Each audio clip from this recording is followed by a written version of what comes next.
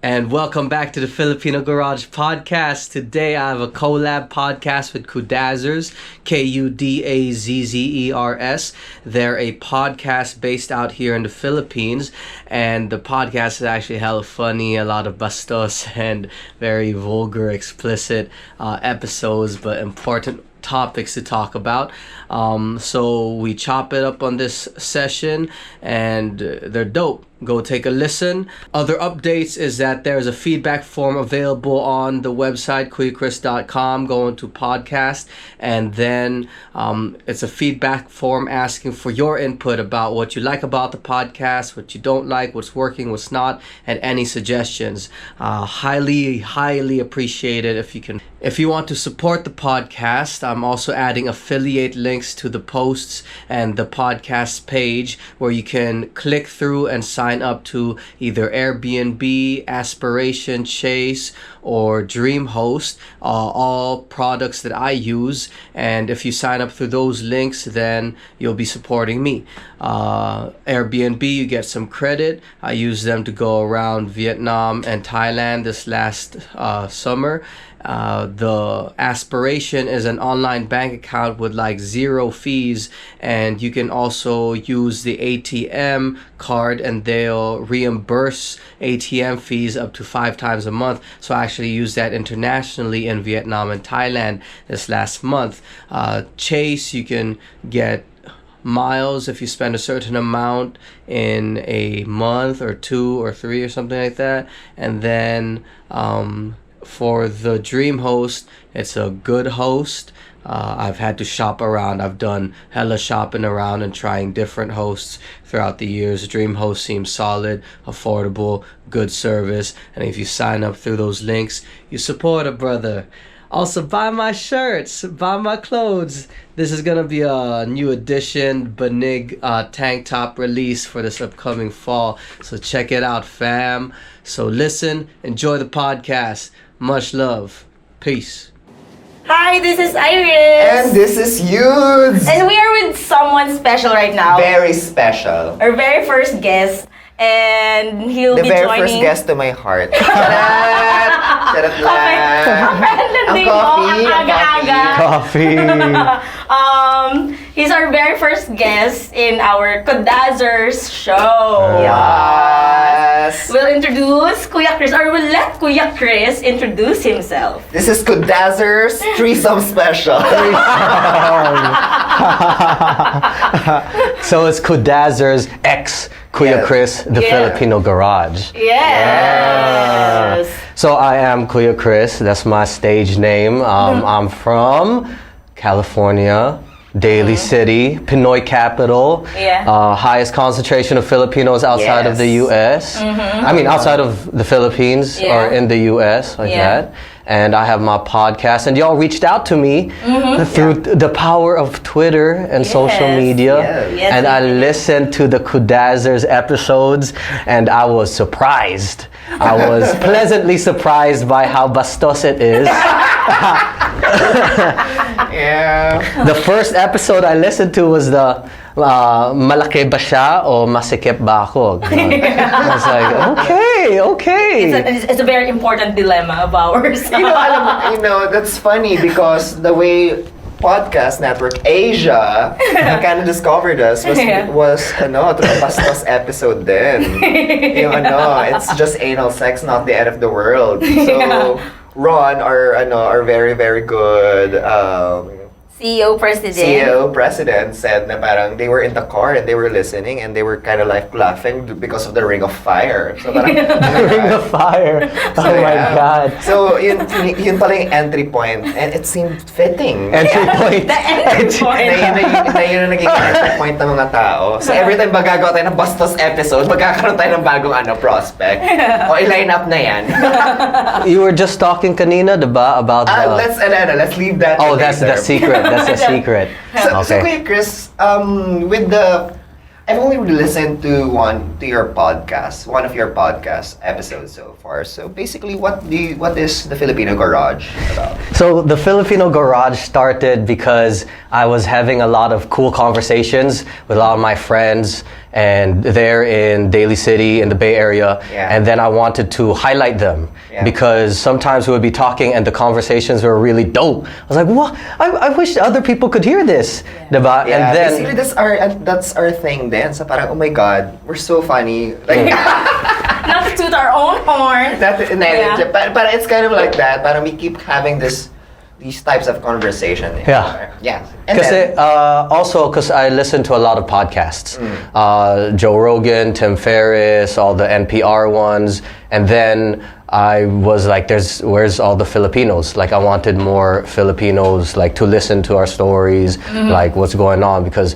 majority, it's not bad, but the majority of them are white podcasters, like the ones that are top on the charts, at least in the US. And so I know we have dope stories, and I wanted to highlight them, and so I just started, like, bringing folks on. I actually had one, though, like, 2013, just by myself, though, and it's like some weird old episodes of just me talking into the mic and all that, because I liked it way before, but the whole Filipino Garage just evolved. Actually, it became professional because I broke up in 2017 with my ex, and after I was like, oh, I have so much time, let me be productive.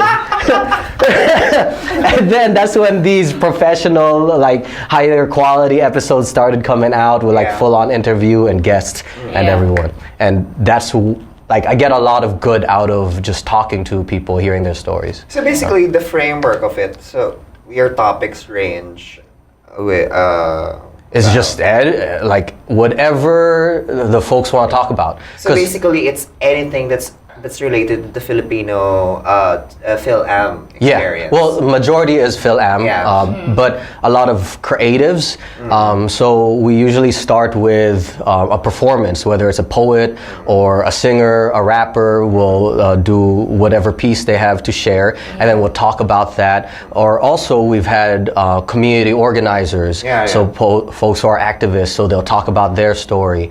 And there's a lot of both American-born Filipinos, also Philippine-born Filipinos, those who have immigrated, talking a lot about, like, what it is like to assimilate in the U.S. What's the struggle? What's the difference between the American-born and the Philippine-born? How do we kind of bridge that gap? Because even before, there was a lot of tension, especially like in the 90s, early 2000s, a lot of tension between the American-born, Philippine-born ones. Even in Daly City, there were a lot of gangs that would just, like, battle each other just because of where they were born, even if they were both Filipino. So there's been a lot of talks about how to bridge that gap, and that's like one of my goals, is to just highlight more people's stories, because I've gotten a lot out of podcasts from listening to other people. Shout out Joe Rogan Experience, like all the guests that he's had on, I learn a lot from. So I feel like other people can learn a lot from the people that I talk to and stuff.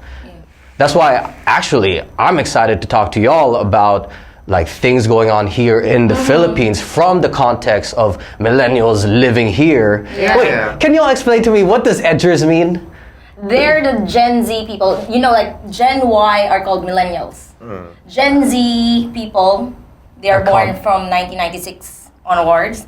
They're called edgers. Oh, I had another idea of edging. From porn? Yeah, the idea of, like, where you're having sex or you're kind of masturbating, you're prolonging it by like pulling back, right, when you're about to, like, like that. And then that's called edging, right? So when I was, like, looking at Kudazzers, I was like, edgers?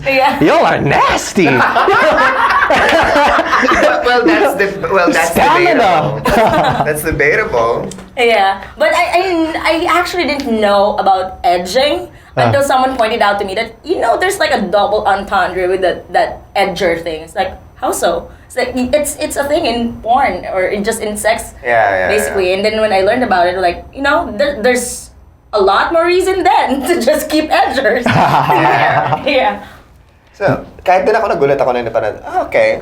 But everyone seems in agreement with it kasi. So parang, okay, let's stick with parang in my head, let's stick with edgers. Google ko na lang mamaya. Yeah. Kasi when we first started this, parang we kind of made it, we kind of treated it very professionally. We even have a PowerPoint presentation, even just even when it's just us. Yeah. Parang We're trying to formalize this idea. Yeah. Kasi this came up very casually. Yeah. The podcast idea. It started among us. actually. The germ of the idea was inspired by the bayawak. Yeah, by the bayawak thing. By the- Because it just so happened that Eudes, Natalie, and I were talking one night about like our dating experiences. Our I think hookup more experience. Natalie and you. Humabol ako that night. Yeah.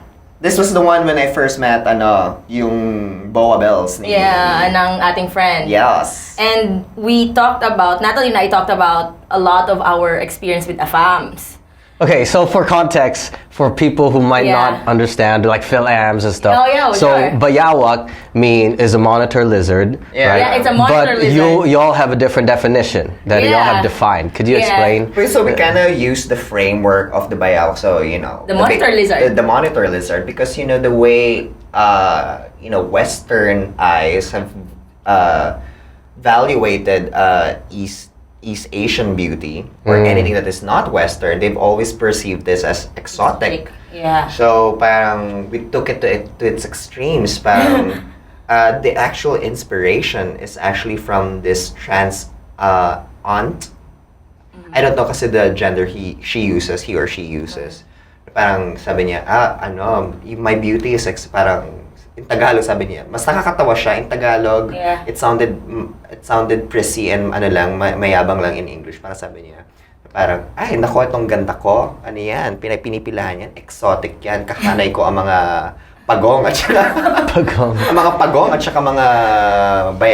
hindi naman bayawak, mga butiki, mga ganon. Parang it started there. And then parang sabi ko, parang that's... And then we kind of adopted it from there. Then we kind of just joked about that. And that was at around the same time. That was the time when Iris and Natalie were also discovering their own Bayawakness. bayawak charms. That's the year, a little over a year. Yeah. After you and that guy from the international org broke up, and then Natalie started dating the other guy, the first guy. Yeah. The guy, and parang sabi ko, ang lakas ng kamandag nito mga putang to. sabi ko kasi diba, sa iba yung ganda. Parang exotic kinesu.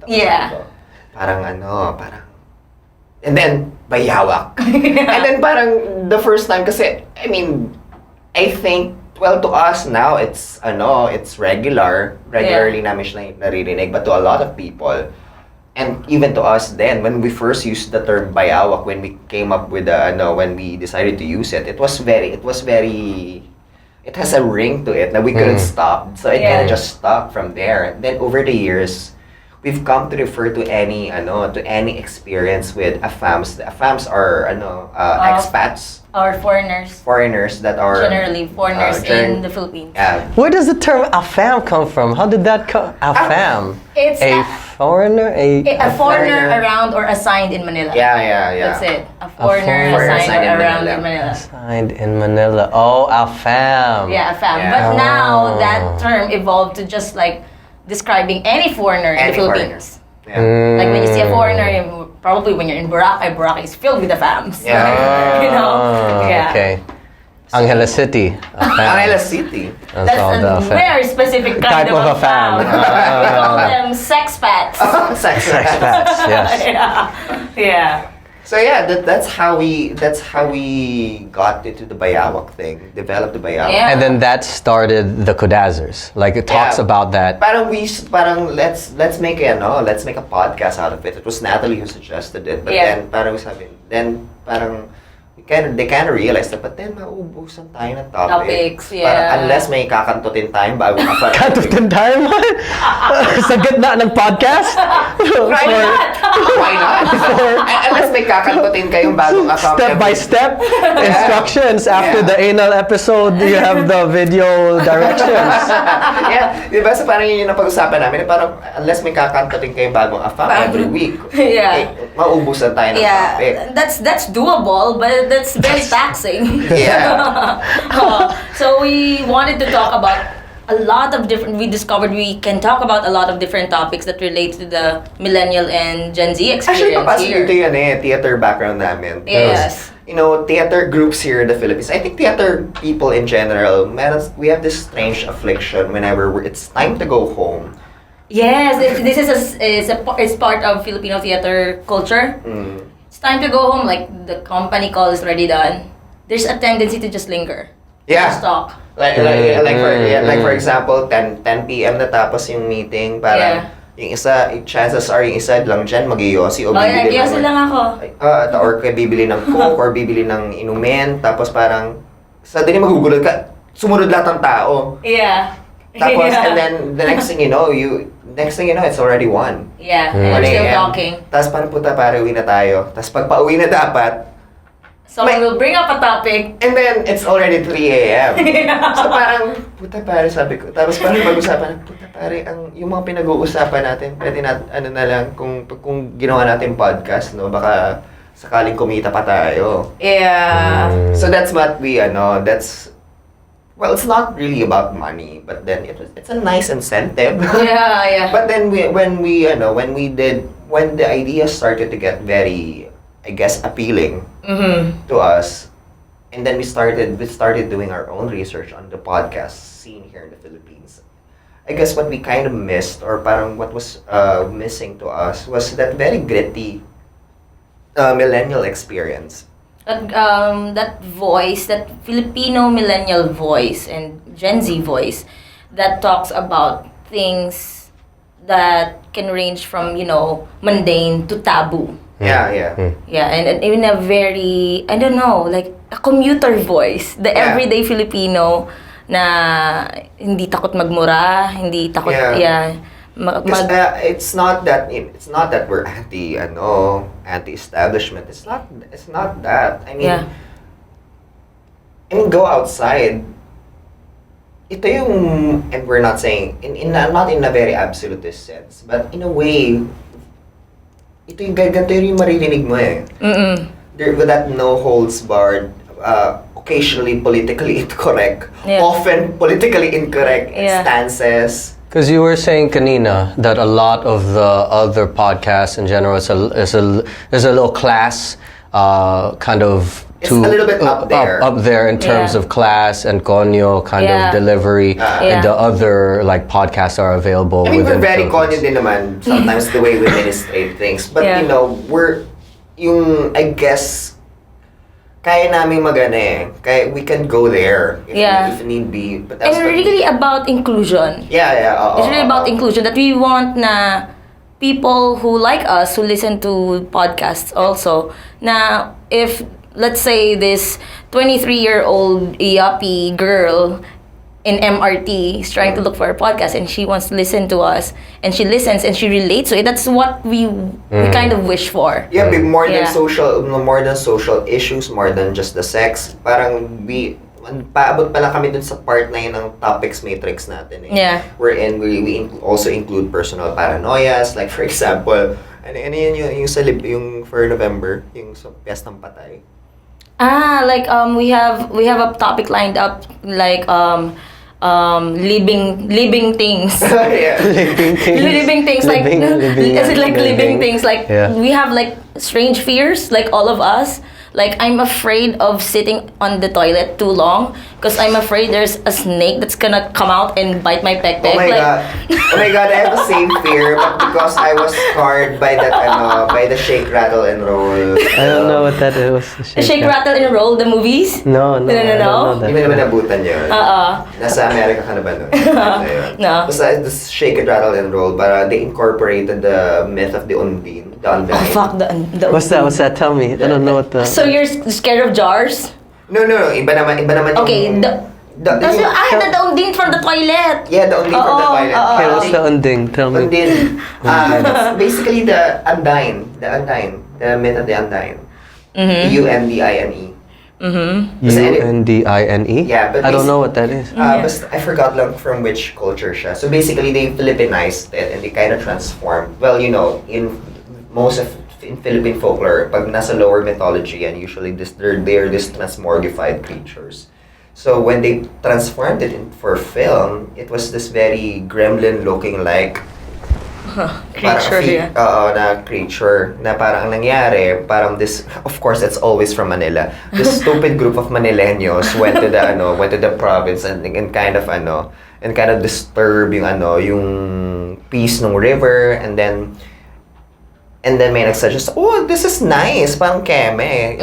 Parang they saw the undin eggs, and then pinaon nila sa Manila. Tapos yung undin, dahil galit, sinundan sila, then the undin started, parang eating her way, eating yung isa-isa. Yeah. And then one of the iconic scene there, which scarred me for life. Which scarred a lot of millennials for life as kids. Yeah. Nag-CR siya. But it's looking back now, that's a brilliant shot. Yeah. Parang ang nangyari doon, parang may nag-CR kung sino man yung character na yon. See, I don't even know. Hindi ko siya sinesearch kasi ganun. Ganun siya nakakatakot. Girl, hindi ako nagbibiro. As in, until now, before ako umurna. Umurna means tumae. Gay lingo. Before ako umurna, nagpa-flush muna ako. Wait, so what's the scene? What's the scene? What happened? Parang umihi siya. Hindi, parang ang scene muna, so creeping Dramaturgy. Pinapakita yung eksena nung yung mise-en-scène nung CR. So, may may pa-sound effect. May siya, parang white noise lang. And then, pakikita doon na yung undin, parang puppet, yung nakakatawa, puppet pa yung galaw niya. Kasi puppet lang naman talaga siya. So, gumagano. Yung undin lumabas doon sa toilet. Yeah, it comes out of the toilet. And then parang, tapos nakita niya na may papasok, ay puta! Si undin, bumalik dun sa loob. So, yung character. How big is the undin? Very small. Very gremlin-like talaga. Gremlin. You can Google it right now, actually. I'm not. So, parang parang nangyari, so si girl, pasok na ng CR, sa close ng door. Yeah. Tapos, nung pagkaupo niya, nakikita mo lang yung legs niya. Tapos, every time kasi aatake yung undin, may sound effect na yung parang bubble. May ganun siya. Tapos, may pinakita lang na nag-bubble, parang pinarinig lang yung sound effect nung bubble. Tapos, nakikita nagtitwist-twist yung girl na yung legs ng girl na umiit. Tapos, so you only see the legs in the shot. Tapos, the next scene, wala na yung katawan. So, parang, oh my God, baka after nun, until now, kung bakit mataas ang water bills ko minsan, it's because of that scene. You flush. Wait, wala yung katawan, like just the legs is left, or the whole body is gone? Ang nangyayari, parang if memory serves correct, is nagiging bubble lang sila. Or kinakain sila. Or maybe, I don't know. Yeah, kinakain ng undin. Yeah. Parang after that scene, umiyak na ako, tapos natulog na ako. Because I remember when that movie came out, I was a small child when that came out. That was when every kid annoyed their parents to death to assist them to the bathroom every time they pee. Because I don't want to don't want to be How eaten old by were the you when you saw that? 4, 5. Oh, maybe I just didn't see it. Yeah. Siguro sa akin. Yeah, Unding. Okay. Diba? It looks like the Gremlins cousin. Yeah. So this is a Filipino. It's It's a Filipino film sa Unding. And until now, like parents, yayas will use it to scare kids. Like, sige, kukunin ka ng undin. And then everyone is like scared of the undin. So yeah. Paano tayo napunta dito? Paano tayo napunta sa usapang undin? Ad-living things. Ad-living things. So yun. So part yun ng mga namin. So I guess part of it is nostalgia then. Yes. Because we talk about these things, and at the same time, we're not afraid to, I guess, go there and sound stupid for it. Yeah. And because there's a certain beauty in recalling, even though no matter how mundane they are. Yeah. Parang always and always, parang dun nga, in those types of conversation of ours, parang dun ko na, in retrospect, dun ko na appreciate bigla yung childhood ko na I did not have that bad of a childhood pala, na I was able to experience this plethora of experience that I share with you guys. So what is living things? Living things. So parang mga fears. Maya fears. No, but is it an event that you're pointing No, at? it's a topic that we lined up. Living for the next one. So like, commitment. Yeah, so like for example, I'm already spoiling one of the, so like for example, one of our fears there is, I like to get cremated. If when I die, I like to get cremated. Yeah. But then, do you watch Modern Family? No. There's that scene where when Jay was discussing with Gloria, Sofia Vergara's character, that he wants to get cremated. But sabi niya, but Jay, how is God going to find your body? That really got me to thinking that, I mean, not to doubt God, but then, what if? What if? Niya mahanap? Asa na si bakla? Tapos sabihin niya, bakla na, mahirap pa. Hanapin ko pa yung abo niya. So, wala na. Habang nasa langit kayo, nakawaras pa rin yung abo ko sa kung saan man mapupunta. So, yun, mga ganon. And we're not afraid to go there. And I think it appeals to some people because para sasabihin nila, parang, iniisip ko lang ito, tayo na pinapodcast na nila ngayon. Yeah. Tayo na, pwede pala sana ako nag-podcast din. Our first 4 episodes is actually parang an experiment. Just to see like how people will receive it. Yeah. And then when we ask friends and also colleagues to listen to it, and they oh my god. I was about to just wake up now. If anyone was asking, what 1 p.m. What the fuck is that? That's Iris' cell phone. They started like giving topics na, okay, that was a really good topic, but I think you can also, because that's the trend of your format, you can talk about like more gnarly things like this, and we actually get topic suggestions from young people who are genuinely curious about things that they do not know about. Like, there was this one girl who approached me and said, can you talk about first time sex? And it's like, and what's special about first time sex? Everyone has it. And it's like, no, especially that problem when you can't put the dick inside. Like, you're having a difficulty to penetrate. And I'm like, that, like the specific awkwardness the of like nitty-gritty of first. And then that's when we realized that we indeed are the Reddit of Filipino podcast. Yeah. Do you think, because of the highly religious, Catholicized, Christianized state of our country, do you think it's still a certain amount of repression, or do you think it's changing? Do you think? I mean, things are changing, but it kind of goes into this paradoxical. It's in this paradoxical loop. People want things to change, but when the change is imminent, suddenly they're gonna get blue balls. About it. It's kind of like sleazy businessmen wanting to hire porn stars, but then the moment the porn stars reject them, they get angry and call them sluts and whores. Yeah. So, we're stuck in that loop. Yeah.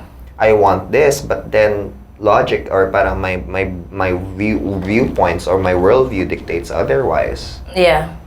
Could you give me like background context about the two of you, just so like, what's your age, what's your background in terms of college? I know we talked about that, just so that like the millennial context of this is understood of where y'all are coming from. Hi, I'm Iris Montesclaros, and I'm auditioning for the role of 20 to 25. I'm Iris Montesclaros, and I'm about to leave my 20s very soon, and I really see myself as a very, very Pinay millennial. And I finished nursing like a lot of Filipinos as my undergrad. She was one of those kids. I was one of those kids of the late 2000s na nag-aral ng nursing. And I also got my license din naman. I finished nursing in UST. Top 20? Respetuhin niyo po siya. But I don't practice. I've never practiced. I've never used my license after my board exams because I plunged myself almost immediately in performance and event production. Because you were active in theater at UST still, while you were doing your Yes. And right now, I'm still doing event work. I do a lot of freelance writing and also content strategy for different brands and individuals. But I'm also taking my MA, my Master of Arts in Theater Arts, major in theater practice in University of the Philippines. And podcasting has easily become like a really quick interest of mine. Just like a few months ago when I discovered there's podcasts on Spotify that I can access this, because before you have to log in to something on your computer. iTunes, Or you have to go to certain websites and then parang yung process pa nila, you have to register sa newsletter.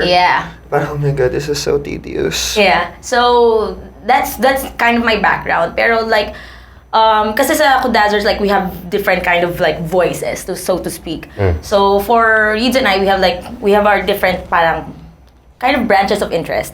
Mine is I'm very sex positive. Like that's one of my parang advocacies when we started to build Kudazzers.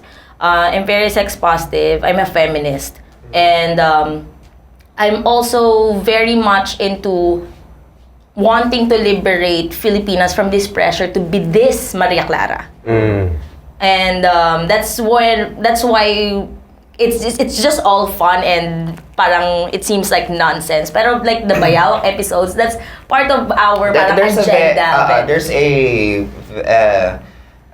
although problematic pa siya ngayon since we're not refining it in that sense. Pero, but I think that's the appeal of Kudazzers, is that it should not be like really refined. It's open to the audience interpretation and development too.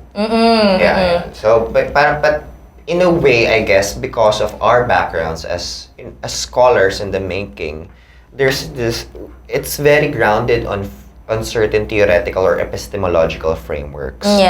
Parang that's the appeal of it, the way we kind of discourse about it. And I think podcasting, as non-traditional as it sounds, I mean, we're all studying these things in master's program, but the thing is, yes, we can apply it professionally, maybe in the academe in the future or in practice sa trabaho namin in theater. But there's this avenue for us. Podcasting has become an avenue for us to apply these theories or these discoveries in the academe sa everyday life ng Filipino who is listening to us. Even in its most for the lack of better term, anemic sense. Kasi we're not, lagi naman namin sinasabi, we're not curing cancer here. We're not, this is not like super serious. So what the best that we can do is parang give, when we do talk about, or when we do try to go there into that territory, parang we only touch on it, parang flashes. So some people might also get interested about it too. Because that's how we got into it basically then, because we were gifted with talented and very, very smart friends who had the gift for bombast, crass, trash, and then an amazing and unbelievable sense of erudition. So that's we're trying to replicate that in Kudazzers. And ano pa ba? Like sa mga episodes namin, like in our past episodes and most probably in our future episodes, I kind of provide that ate voice. That elder millennial ate voice, the young tita. And also because so Ate Iris and KuyaChris. Right? And Manong-manong. Ilocano, let's bring it back. Manong-manang. And adding Eudes. Adding Eudes. And also, meron kami mga episodes that deal with sex, with health, and that is when I kind of use my nurse background, like what are the things that we can do to like protect ourselves and all that. So yun yung parang contribution ko. No ATM, no ass to mouth. Yeah, no ass to mouth, no ass to pussy. Yeah. Leave it to the porn stars, y'all. Parang ganon. That's good advice. Yeah. I mean, it looks amazing, but pare, ano eh. And lesbians cut your fingernails. Yun. Diba? Yun yung mga It's not just lesbians, men din, diba? Oh, men din. Yes, men din. And guys, grab a biology book every now and then. Like, oh my god. Like fallopian tubes. Ayun, that's me generally in Kudazzers. Adding Eudes Adding in your little Eudes. background. It's, by the way, happy birthday God. to you. Sabi ko, hindi ako mag-ano sa social media, tapos ito, ginawa ko podcast. I'm a social media whore. Oh my God. So hi, I'm Eudes, and I'm single. And I'm ready to pringle. And ready to pringle. Tinder or Bumble? I actually don't know. Oh, parang kailan lang nasa Bumble ka? Yeah, but I kind of got tired of it. Wow, in demand kasi. But you know, eventually I discovered it's not for me. Okay. So I'm sanay ako ng 24. So I just turned 25 today. According to my mom, she just called me earlier around mga 12:25. Sabi niya, so around this time, nagka-crown na ako.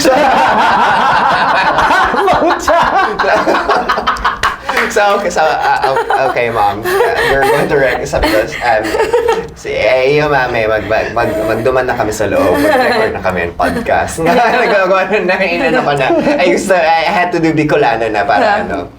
So, basically my interest is, you know, performance making, and I'm also taking my MA in UP. I'm in my third year of graduate studies now.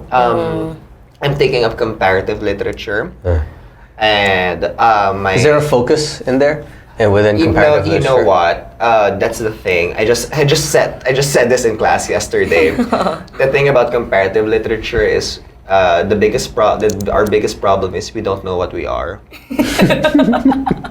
I mean, kasi when you say comparative anatomy, you know what they're doing. So Yeah. alam mo yan? Or comparative theology. Yeah. But when you say comparative literature, so you like compare literatures? But no. But but no. But babe, you know, a lot of CL purists will kill me for this. It's kind of like culture, and a lot of cultural studies people will kill me for this. But but it's kind of like cultural studies, but not. Cultural studies, but not. Yeah, but it touches on. Parang basically, you could talk about anything. Parang you could go about anything, but you always go back to the literature of it.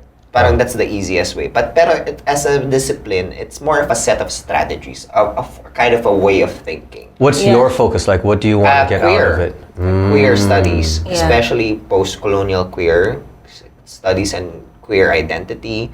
To me, that's my before I didn't think that I would go there, because in UST, basically, I wouldn't say universalist, but as a journalist, ang training ko, we're taught to be objective about things. You cannot assume a certain kind of position. But then, you know, when I moved to UP, when I started to get embroiled into theory, that's when I discovered that I have a very, very, very, very, very strong affinity to queer studies, not just because I'm gay, but because yung concerns ko, yung mga lived experience ko are parang kind of affected yon. So that's what I do. And in theater, we actually, Ate Iris and I came from the same theater organization from UST. That's how we met, actually. We met through a common friend. Yeah. Her roommate was my best friend. Yeah. And then she told me to join theater because parang sabi niya, may gagawin ka ba next year? parang parang wala akong ginagawa, nabobore nga ako. Oh, so wala ka theater. And then the rest was history. Then that was what, 2010? 2011? 2011. So we've known each other for about 8 years now. Yeah. So, Damn, about to hit that decade of friendship. Yeah. So in theater, I do acting, I do tech work, mostly costume and makeup. Same. Occasionally, sometimes props, sometimes prod design, directing, acting, ganyan. I've been around, maliban lang dun sa heavy tech stuff. Because I'm shit at electricity and electrical and I'm Anything handy. Anything handy. I'm so gay, I can't even, I'm so gay, I'm so gay, I'm bad with tools. Yeah. So, ayan. So, yeah, basically that's, in Kudazzers, actually, I don't know kung ano yung voice ko sa Kudazzers. You do. I think I do. Siguro kung di mo alam, I do. You just mentioned it. Since queer theory is your stronghold, actually, parang sa Kudazzers, in every episode that we deal about queer topics, we have our parang sub-series. We call it the After Pride.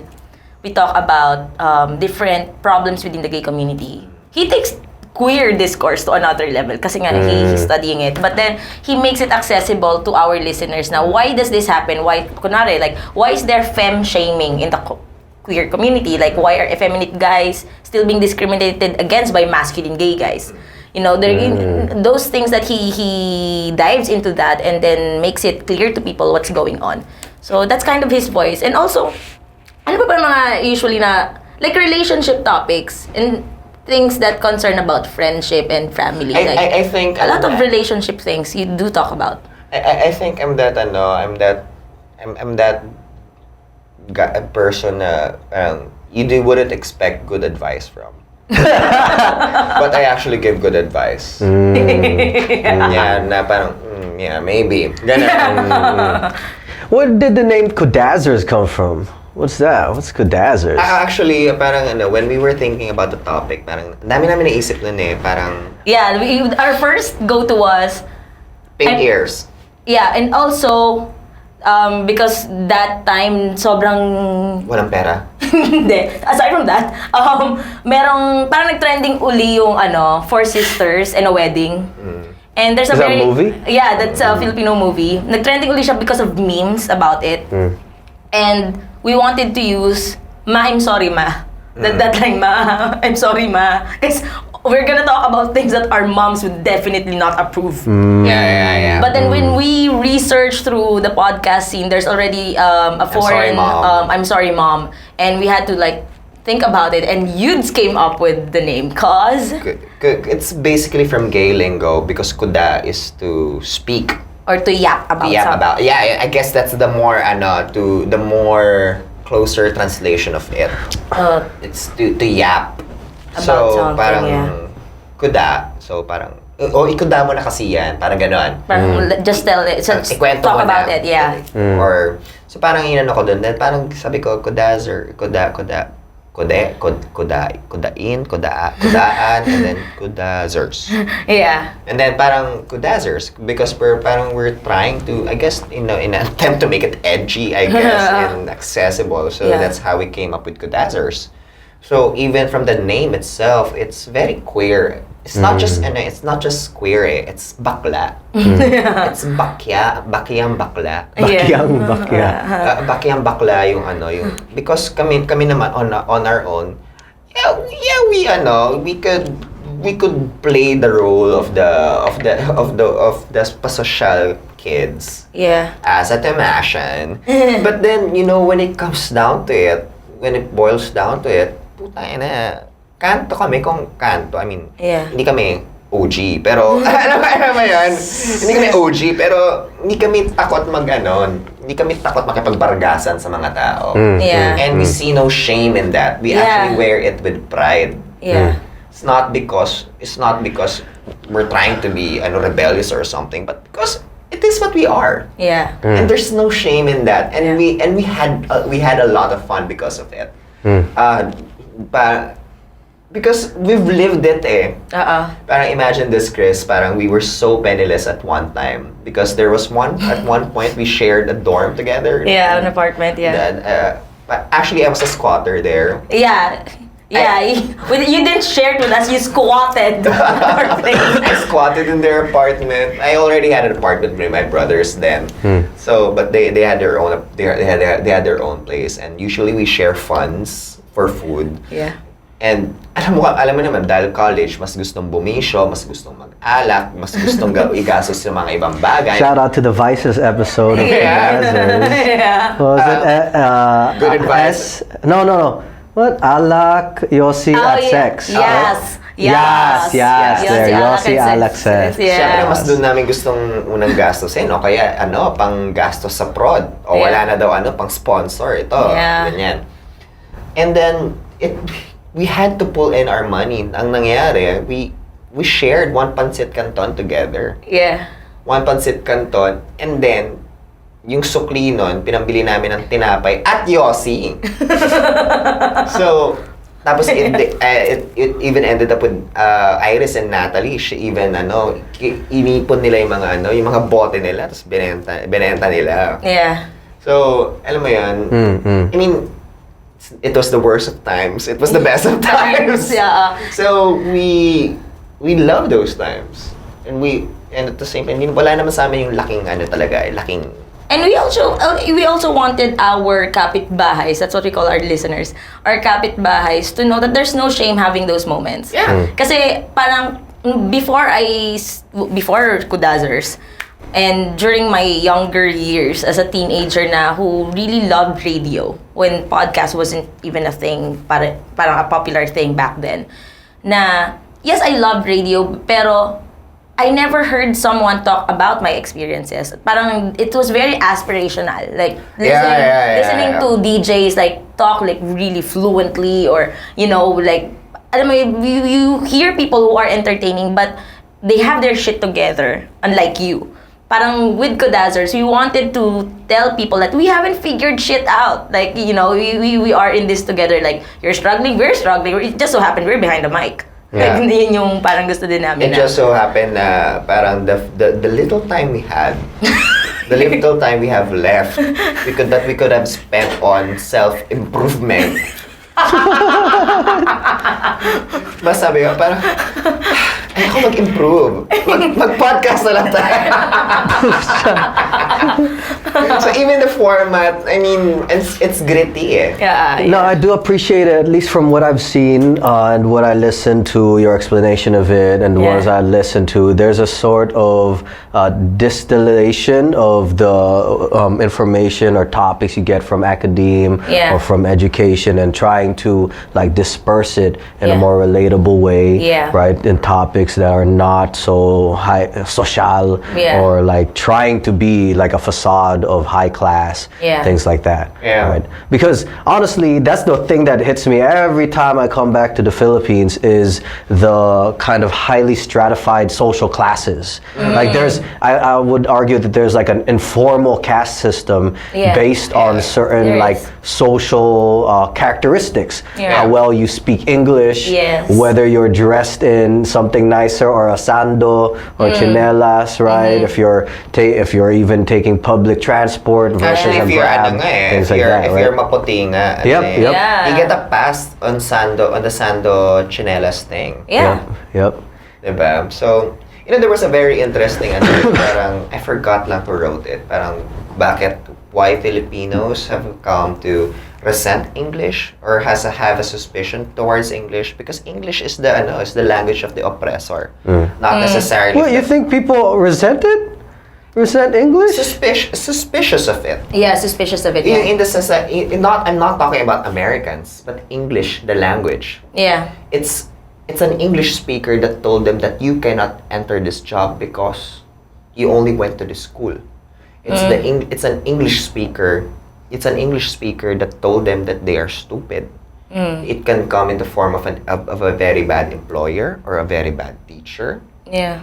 But you know what I'm seeing now though? There's more people even in Manila that are just teaching their kids English. Oh yeah. Which I don't like. Like my brother like is teaching my nephews like speak more English than they speak Tagalog, and I'm like, what the fuck? Yeah. Bro, teach them Tagalog. Like, Pero yun kasi right now even that's the very interesting part the competition, yung inculcation or the sense of competition already starts at home. Yes. Because you're not teaching, to me, what I'm getting is you're not teaching your kids English because because you want them to be very marami siyang alam na lengguwahe. You're teaching them English for them to be able to compete. Yeah. In the fast evolving world. Yeah. That privileges English, and you can't necessarily blame them. But I think that's what's wrong about some people who prioritize English sa pagtuturo sa mga anak nila. It's because they're placing already privilege in that language. Yeah. Na it's a language. Tagalog is a language, English is a language. Why would you put special privilege on English? And the kid grows up thinking that I am more important than this other kid because I know how to speak English better. Yeah, exactly. And I think yun yung deeper problem when it comes to using English in bringing up a child or just in schools even.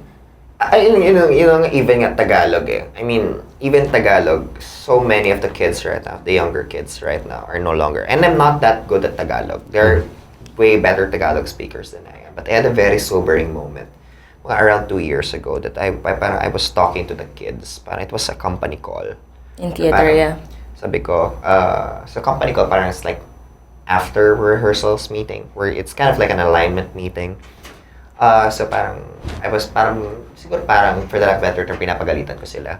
Parang, lagyan naman natin ng counting dunong yung natin, yung galaw na, yung trabaho natin. And then, suddenly, I heard a deafening silence, and then immediately I recognized that nobody understood what dunong meant. Dunong meant, yeah. Diba? Dunong as in yung diskarte. The knowledge, the skill, yeah. That's very the know-how. The know-how of things. Yeah. And that was very surprising for me because to me, dunong was still ginagamit pa yon. So you're saying there's a loss of deeper words, like deeper Tagalog words in this Actually, case. dunong nga is not deep Yeah, actually in like suburb communities or provinces like Cavite or sa North Bulacan or even East Manila like Marikina, we still use dunong. Yeah. But I think it's just that Tagalog is now just used as a very informal way of communication. It's not deemed as something as important as English when it comes to the matter of parang what is your medium of discourse or education. Unless it's not English, it's not considered. My friends who teach jiu-jitsu in Bacolod, they were talking about how a lot of the kids who do come from the richer families, since it does cost money to send your kids to jiu-jitsu class, right? Yeah. A lot of them don't even understand Ilonggo. Like local, even if they're born and raised there, they're just like looking around like, what? And waiting until the English instruction of the moves and things like that come out, and then they'll understand. Because you can easily raise a kid in private schools and in certain spaces where it's just all English, right? And I understand the argument for international competition, right? But the loss of local language is so sad. And I think there should be a shift in acknowledging, there's a benefit in being multilingual, right? But not lose the importance. But kaya nga, di ba, with the K-12 system, the failed experiment. The failed experiment, which is not experiment anymore. It's already institutionalized. But I think they're abolishing it. No, they're not getting rid of K-12, especially with the expansion of all the private senior high schools already that are making a lot of money from. I might have heard wrong. So anyway, parang they're starting yung what do you call this? Yung mother language course. Yun. So, I don't know kung ginagawa nila sa Zambales kasi like Zambales, konti na lang marunong mag-Zambal dun. Wala na nagsazambal actually. Kaunti na lang. Pero ang weird kasi parang wala naman ako nakita pag-spike dun sa interest ng mga bata dun na mag-Ilocano. Kasi it's cultural You have to have the desire to wanting to learn a language should come from upbringing, from nurture But at the same time, I forgot who said it. Na the one way you kill a nation or a culture is to kill the language. And I probably some people would be mad hearing this, na parang, no, I'm not less of this just because I don't know how to speak this. Yeah. But then you cannot ignore the fact that not knowing a language deprives you of understanding the culture deeper. Yeah, kind of like the conversation in class kahapon. Like for example, rice. The example given was rice. Rice is different for Philippine for. Rice is different from kanin. Parang I don't think Americans will ever understand when they say rice, it's wheat. But then for Filipinos, when you say kanin, it's not just wheat. It's not. We don't think of it as vegetable. We think of it as this essential part of daily life. Nourishment. Without which. It's not Filipino. It's not Filipino. Yeah. There are people who would rather eat rice kesa mag-ulam. Di baling walang ulam, basta may kanin. Basta may only rice. Only rice. Hindi nila maintindihan yon. So parang how can you claim na you can parang identifying as something is one thing, pero you have to live yung experience. Pero I can claim na I want. I'm sorry. I'm going to be very politically incorrect. I could, for example, punta ka America and then I claim I want to be black. Yeah. But then, hindi ko naman lived yung experience nila. Yeah. Alam mo yun? So it's very hard. Or at the same time, I don't speak the way they do. Yeah. In the sense that I'm not saying it's different, pero alam mo yun, the way they go about it. Yeah. It means it's little to me, so how can I identify myself fully? Yeah. Parang I can commiserate, I can empathize, I can sympathize, but I cannot fully claim that, I am in full, identification of it.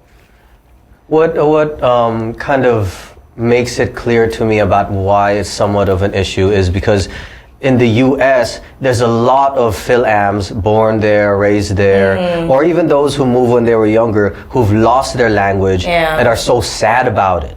But it comes also from the effect of assimilation where a lot of their own parents didn't want to teach their kids Tagalog, Filipino, Ilocano because they're like, it's going to affect your accent, right? And then you'll get bullied. I even have friends who've said that their own elementary school teachers told their parents, hey, just talk to them in English because it's affecting their ability to like hang out with other kids like that. So there's like reinforcement of loss of language, right? Yeah. Then I come here and then I see locals, more so in Manila, that are like just English focused, right? Yeah. That's why it affected me hella when my own nephew was like, oh, I don't know what that means in Tagalog, right? Even in my Balaktot Tagalog, right? I know more, right? Even if he's raised here, right? And that kind of comparison is crazy because you have Phil-Ams who are so sad and they're trying to learn in college, trying to get it back, right? Just so sad that they don't understand their native tongue, right? And so that's why whenever I'm here, I'm like, fuck, I gotta work on my Tagalog, I gotta use it more, and also make sure, I actually tell my little nephew, what are the two languages you need to know? English and Filipino, like that. So I'm trying to ingrain it in his mind, right?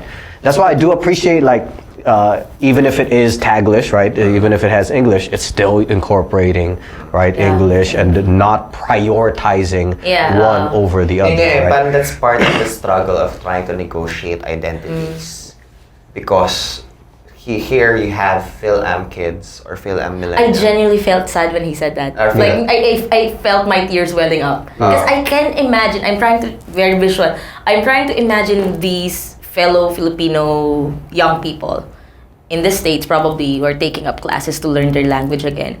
And I'm imagining people who are trying to reclaim something which should have been inherently theirs. Na parang you're attending classes to claim something that should have been yours from the beginning. That's really sad. But then they have to let it go in order to survive. Yeah. So part yun ng... But then is it? I don't think it's necessary to let go to survive, but it was the result of trying to minimize attention being caught on you, minimize discrimination, right?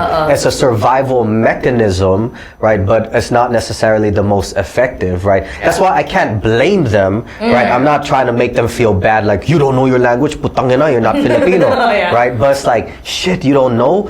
Oh yeah, maybe because it's discrimination. You grew up in an area with not a lot of Filipinos. Your parents didn't want you to get bullied. But okay, now try to learn, right? Try to use it. Surround yourself with people, right? You have to, para maintindihan mo yung kumbaga yung bagsak nung yung tunay na laman ng kultura, di ba? Yeah.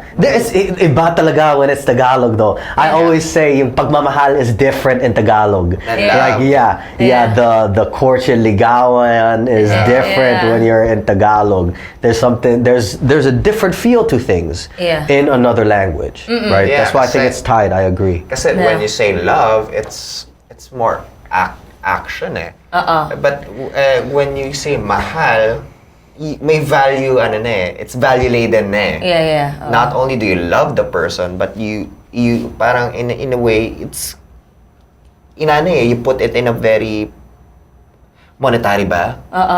Kasi mahal is expensive. It can be translated to expensive, so meron siyang ganong resonance. Meron. Alam mo, it's fun to be able to to understand yung mga ganong yung ganon. Pero yun nga, Kuya Chris mentioned na a lot of that adjustment or assimilation that happened in their communities is because of the decision that was made by the parents who raised these millennials. And I think yun yung negotiation that we're trying to parang reconstruct now Parang like kunwari sa kaming mga bayawak sisters. Bayawak sisters, like more or less there's a possibility we guys, end up. speaking of bayawak, you should know that KuyaChris is a bayawak. Yeah, he's a male. He's a male. He's a male bayawak. I've been officially recognized as a male when we saw him, bayawak. diba? When we saw even just a picture parang babayawakin to si Kuya Chris. Tapos when we saw him arriving a while ago, bayawak ka si Kuya Chris. Tapos sabi niya, isa pa sa mga kwento niya sa amin sa sarili na, nagnganga nga ako Kinabayawak mo yun Kinabayawak mo yung ganga So I'm officially recognized. You're male bayawak. You're male bayawak. I still need to understand what that means. Then we'll see. You have to explain like what makes me a bayawak. Ano siya, Kuya Chris? When you know that you're a bayawak, it's an epistemic rupture. What is known can no longer be unknown. It's already open. Na-tap na yung shit, bayawak ako. And then you suddenly recognize all the things that, ay, meron pala akong kaliskis. Meron pala ako. Meron ganun. It's very bayawak. Ayun nga, we have this, we had this talk among us friends na who are bayawak na. Okay, more or less, there's a possibility we may end up marrying someone who's not Filipino. And we promised each other this. We will not raise kids who do not know how to speak Filipino. Kasi why is it possible? Kasi when I lived in Cebu, I studied there for a bit. And 2 years. I was, a year or more. I was surrounded by halfies. By Filipino. Na fluent mag-Cebuano? Oo. May iba na hindi. Na they're only fluent in English and the language of their father or their foreign parent. Na parang meron akong friend na he's fluent in Dutch and English, nothing else. And then when I asked him, like, why can't he speak Cebuano? Not even Tagalog, just Cebuano.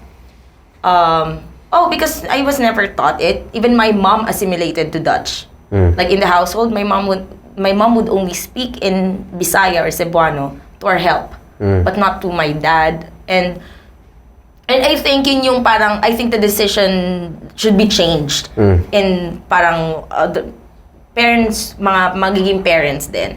Na yes, there is undeniably an unfair advantage placed by society on English.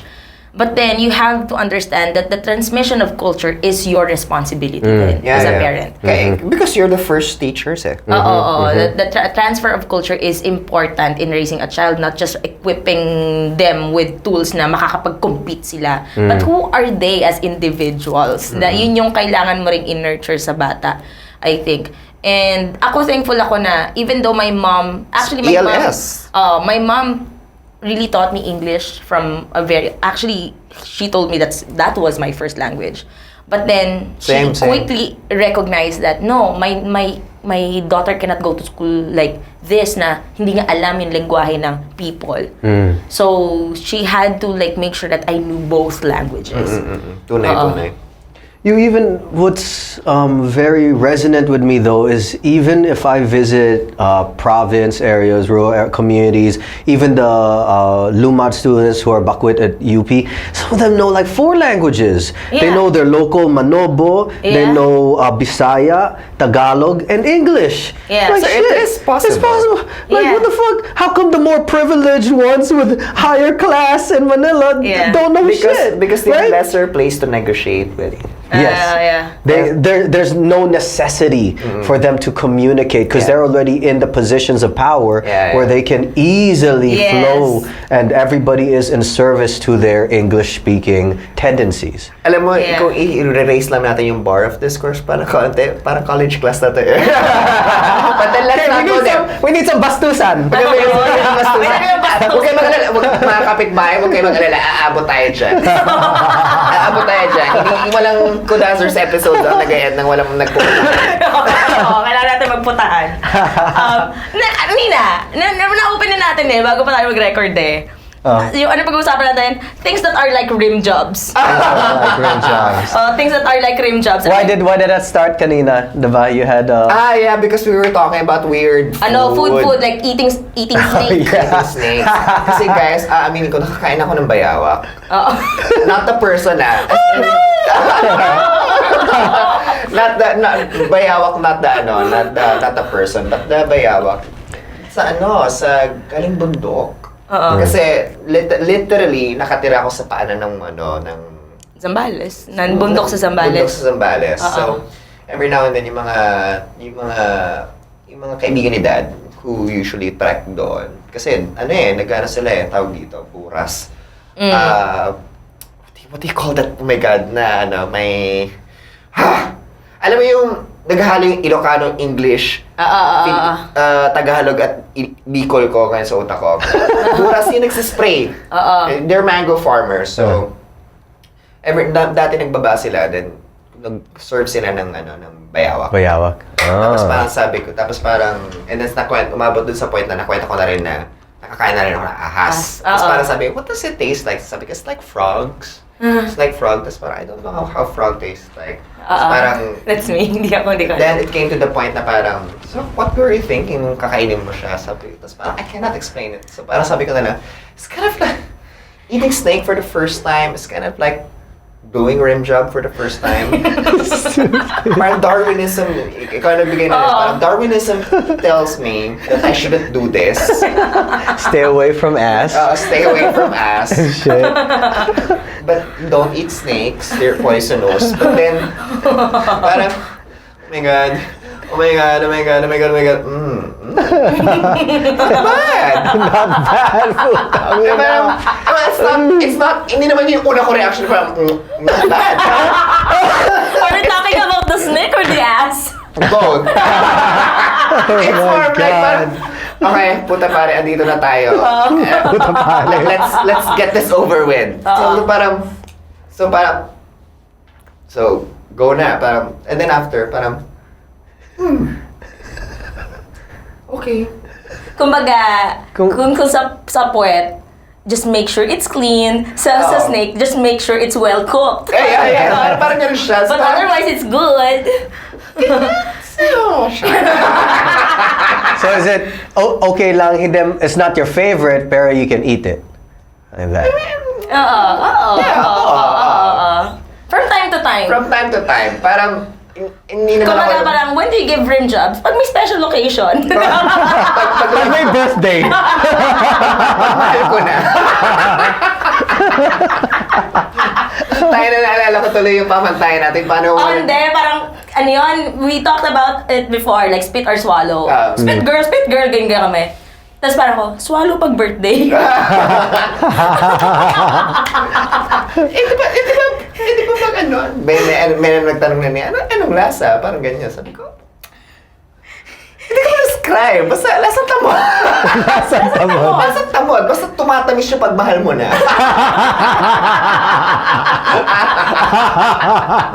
Naiiba pala yung lasa. Pag in love ka na. Kailangan siya ng pineapple juice. May ano ba yun? May bearing ang pineapple As a nurse, Ate Iris. May May effect. As a positivist. As a positive. Hindi. Oh, meron naman. Anong ano nun? Like, there are things... Fake science lang yung... Fake science lang. Sasabihin ko, amino acids. Hindi yung sugar yung natural sugar ng pineapple. Natural sugar, not processed sugar. Not processed sugar. Natural sugar ng pineapple, it also parang it affects the taste. So does it also affect pussy juice? Yeah, that's why I glug pineapple juice pag may booking ako. Pag, oh girl, let me hook up. Parang, glug, ang daming Del Monte sa ref. Oh, I didn't know. High blood sugar affects. So that's why you should hook up with yung may diabetes. High blood sugar. Alam mo, ganda yung lasa nila. Unahan mo yung langgam. Putay na. Unahan mo yung langgam, yun lang yun. But yeah, I mean, there are things that makes it taste better. So na, sa lalaki, you want to be swallowed, drink more water. Kasi it really gets spunky kapag... Drink more water, baby! Let's go! Let's go, guys! Let's go, KuyaChris. Kudazzers! Ayun. Really, drink more water. Drink more water. Kasi ako, like, with a guy, even with just the smell, you're dehydrated. Alam kong dehydrated ang guy kapag just the smell of the spunk.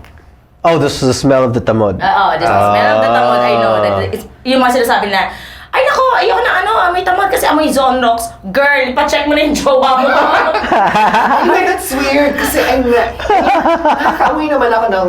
Ay na, nakakaamoy pa nakaamoy. Parang I never had that smell ng amoy Zonrox. I have experienced it. Sabi ko, yun yung sinasabi ng amoy Zonrox.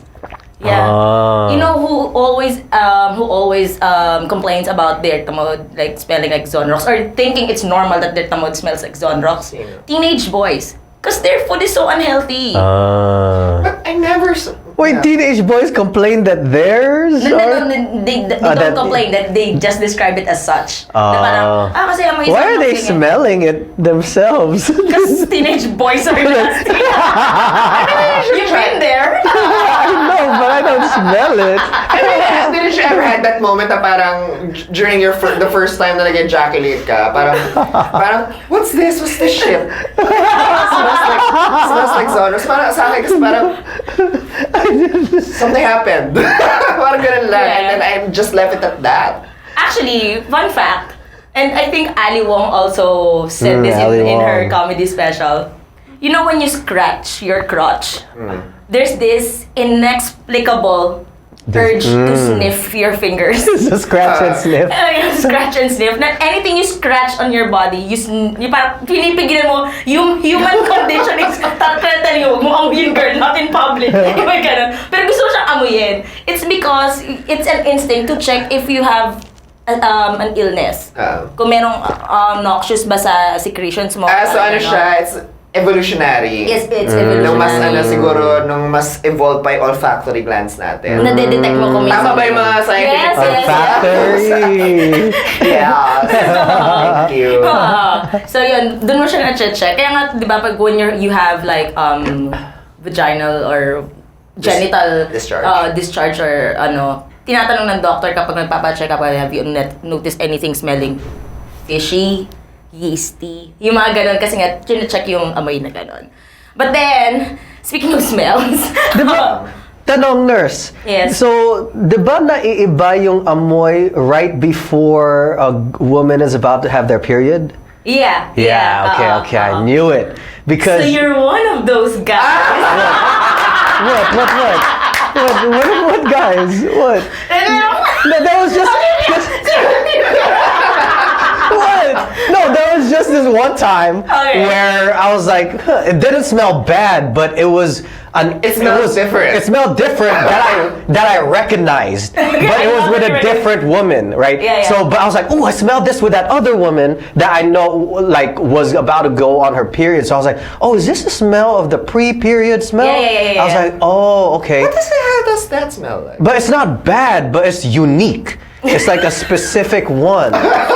Look at KuyaChris, your pussy gourmand. Let me swish it out. And spit. Factory. Inhale. You have to inhale. You know, I had a guy friend once described na parang it was so random. Parang I don't know what kung may I don't know kung anong pinagdadaanan niya that day. Parang we were in front of this cafe we always frequent. Yeah. Sabi niya, you know what pussy tastes like? Sabi niya, you know what pussy tastes like? Uishi man. What? Oishi? Sabi niya, Uishi man. Oishi? The shrimp crackers? Yeah. Sabi ko, what? I need to talk to his girlfriend. There's something wrong. Oishi. Sabi niya, Uishi man. It's parang, Yeah. There's something wrong. Oh. I mean, There's something amiss. I mean, I don't know how did our conversation go there, but, Yeah. but sure, yeah, tell me more. Yeah, I mean, different pussies, different tastes. Yeah. That's what I found out too. Yeah. Yeah. I wouldn't know. Yeah, exactly, you wouldn't know. But yeah. yeah. But yeah, different taste. Pero yun nga, namin KuyaChris na na the smell before Bago maregla. Yeah. Ano siya? Hindi naman malansa. Hindi, it's like there's a iron. Oh, maybe Like iron. steel. Yeah. It's like steel. You can Maybe it's the smell- blood. Yeah, it's the blood. preparation of the blood, right? Yeah, you can smell it. Yeah, so it's like because I've also smelled like wow, ano ba yan, ganon, and then so I knew that was bad. And I was so young and I was so like scared that I didn't tell her like, and so I just stopped and then I was like, what's wrong? She said, and I was like, I don't know, it's just me, ganon. Like I'm not ready, ganon. Umiyak pa ako that time because I didn't want to tell her to make her feel bad. Yeah. I think I should have told her just for health stuff. Diba? But I remember like being so surprised. I was like, what is this? Yeah. Ganon. And then, but the one before the regla, it's not bad. It's not like parang may sakit. It's just And to obvious. use your word, unique. Unique. Yeah. It's a unique, I think, iron smell that's like preparing. Yeah. Right. So that's why I was like, oh, okay, cool. Yeah. Now that it's confirmed by the nurse. All right. Yeah. By top 20 nurse. No. Heterosexual sex is so weird. Yeah. Why? What makes it different? Do some like non-heterosexual, are there those who only do oral, or are there folks who just like do all like gay folks do penetration like that? Are there like some gay folks who just do like oral and no penetration? Like Yeah, depending naman yan sa preference. I'm pretty sure once or twice they've delved dun in that territory. And they've all went to the land down under. Yeah. But some would prefer na, ayoko kasi I can't, mabababa pa yung threshold ko. Mga ganon. Yeah. Pero I'm pretty sure naman, I think Most. it's safe to say that most have tried Yeah.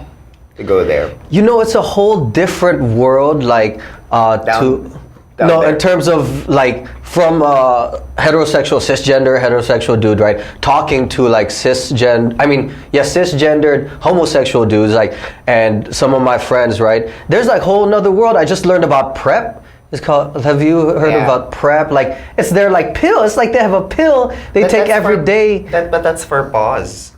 No, that's... Prep yung sa ano May yung... prep na ngayon for gay guys who want to bareback. Like to prevent, to minimize, or even I know some friends who don't bareback, but they're just doing it for safety. In general, like an everyday pill to prevent HIV. Pala iniisip ko po tayo na prophylaxis. Wait, isn't that what's prophylaxis? Laxative? No. Prophylaxis is like for like antibiotics. Okay. But no, PrEP. I've heard of PrEP. Parang you Minimize yung ano. You drink it. Parang you drink it a certain few number of hours before I think 24 nga in some cases eh. Na para ma-minimize yung risk ng transfer ng HIV. So parang nagko-condom ka na, tapos nagpe-prep ka pa. So parang zero to nil, parang zero, near to 0% siya. Yeah. Let me ask, since we're on this topic, right? Philippine context, give me a little bit where the Philippines stands for LGBTQ folks, queer folks. Because for context, let me speak from me being raised here. I think I was raised very homophobic and with the patriarchal tendencies that I've only started to confront that homophobia just even like 2016. 2017 when I realized that I held on to like critique or like deep-rooted things of even me. There were some times where I was like questioning if I was gay, right? Then I would be worried that I was questioning, right? I was so worried that because of the homophobia ingrained, right? Not even allowing me to think of or even accepting the possibility, what if I am, right? Because it's so ingrained, the homophobia is there that anything is immediately, no, right? So so acknowledging that, because I was raised here until like I was 12, right? And I was raised, in terms of the traditional titos, there's a lot of like the spacols, massage parlors, right? Where it's very like hypersexualizing, being cisgendered, like that. Actually, right now, I could honestly say that the Philippines right now we've come a long way, but still we're still in the trenches of we're only still queer tolerant.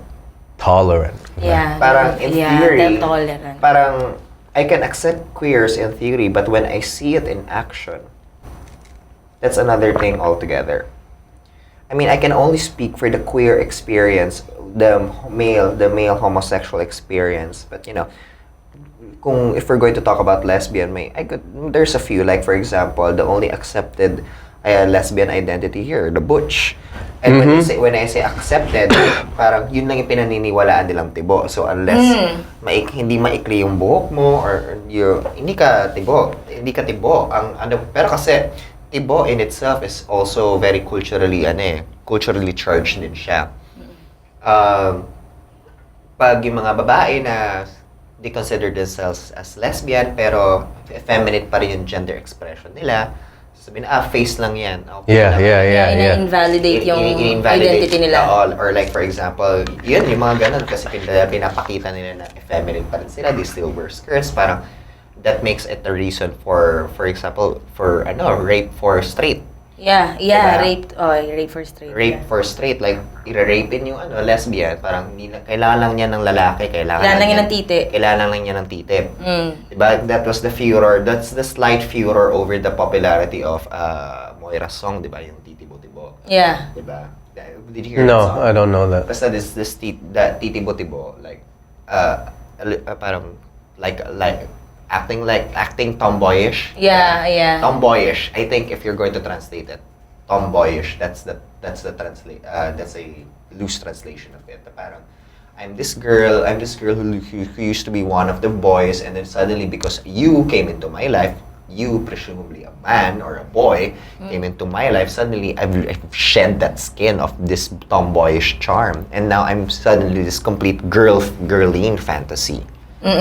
So yun, may mga ganong politics na involved when it comes to lesbian. Pag sa queers naman, homosexuals, sa mga bakla, yan, actually, even yung the term bakla, may siya, may, a lot of homosexuals are still very, are reluctant to embrace yung ganong title because bakla is still, for a lot, the popular belief pa rin is bakla is still the psychosexual inversion of you, born a man, still think of yourself as a woman. Diba? Parang ganun pa rin na for a lot of people, when you say that you're bakla, they construe it na gusto maging babae. Oh, so the construction is more so that you're trans, right? Rather than you're cisgendered male that wants to be sexual Pero with other kasi male. for the longest time, yun yung operational term eh. So parang nag-ano na siya, nag-conflate na siya into one category. Pero ang maganda ngayon, in certain regions, nagkakaroon na ng renewal for certain other homosexual or queer identities like the Visayan Agi. That if I'm correct, if memory serves correct, ang the Agi is more what do you call this? Paano na siya, parang papunta na siya ng trans pero hindi. Diba? Kasi there are different terms for the bakla. Meron bayogin. Bayogin, that's a Tagalog term, I think from Cavite, or basta bayog is a certain type of bamboo. Bayogin is a certain type of bamboo na nagbe-bend. And then sa other, I forgot lang yung mga tribes, the asog. The asog is the, parang meron siyang babaylanic function. So, na ang purpose niya is, hindi siya cross-dresser, parang gender crosser siya. When you say you're gender crossing, the society you maneuver in allows you to. You just don't, kasi when you cross dress, you're only putting on the garments of the opposite gender or of the opposite sex. But when you gender cross, the whole of you becomes female. The what do you call this? The society you move in, accept, and the society you move around accepts it. Like the Asogs, the medieval, the pre-colonial Asogs even had husbands. And this is based from the research of Eudes Garcia, one of my mentors and professors in UP.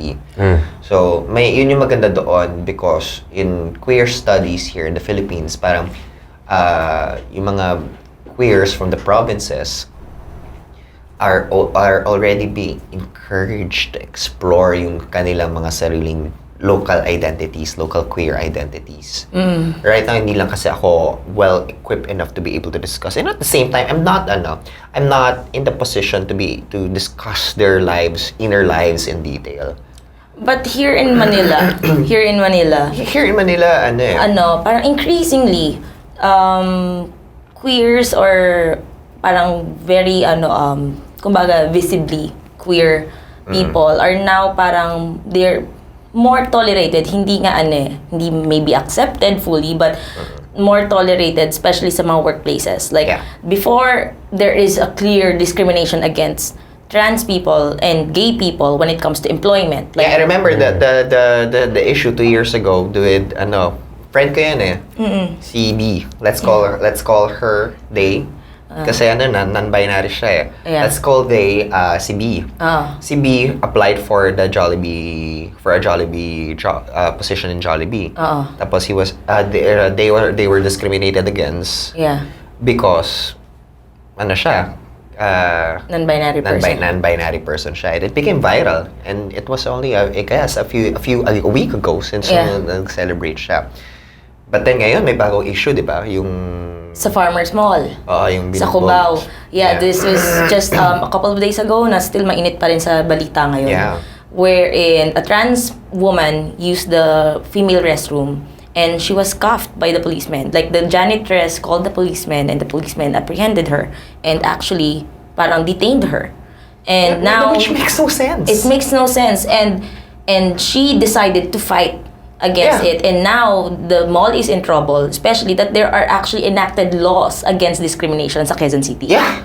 So now they're in deep shit. Na parang there's protective laws. Yes, there's for protective trans laws. Yeah. Folks like if you don't want, like if pero there's still meron pa ring loopholes eh. Like if you don't want them using the gender they identify with, na Then provide a restrooms. gender neutral.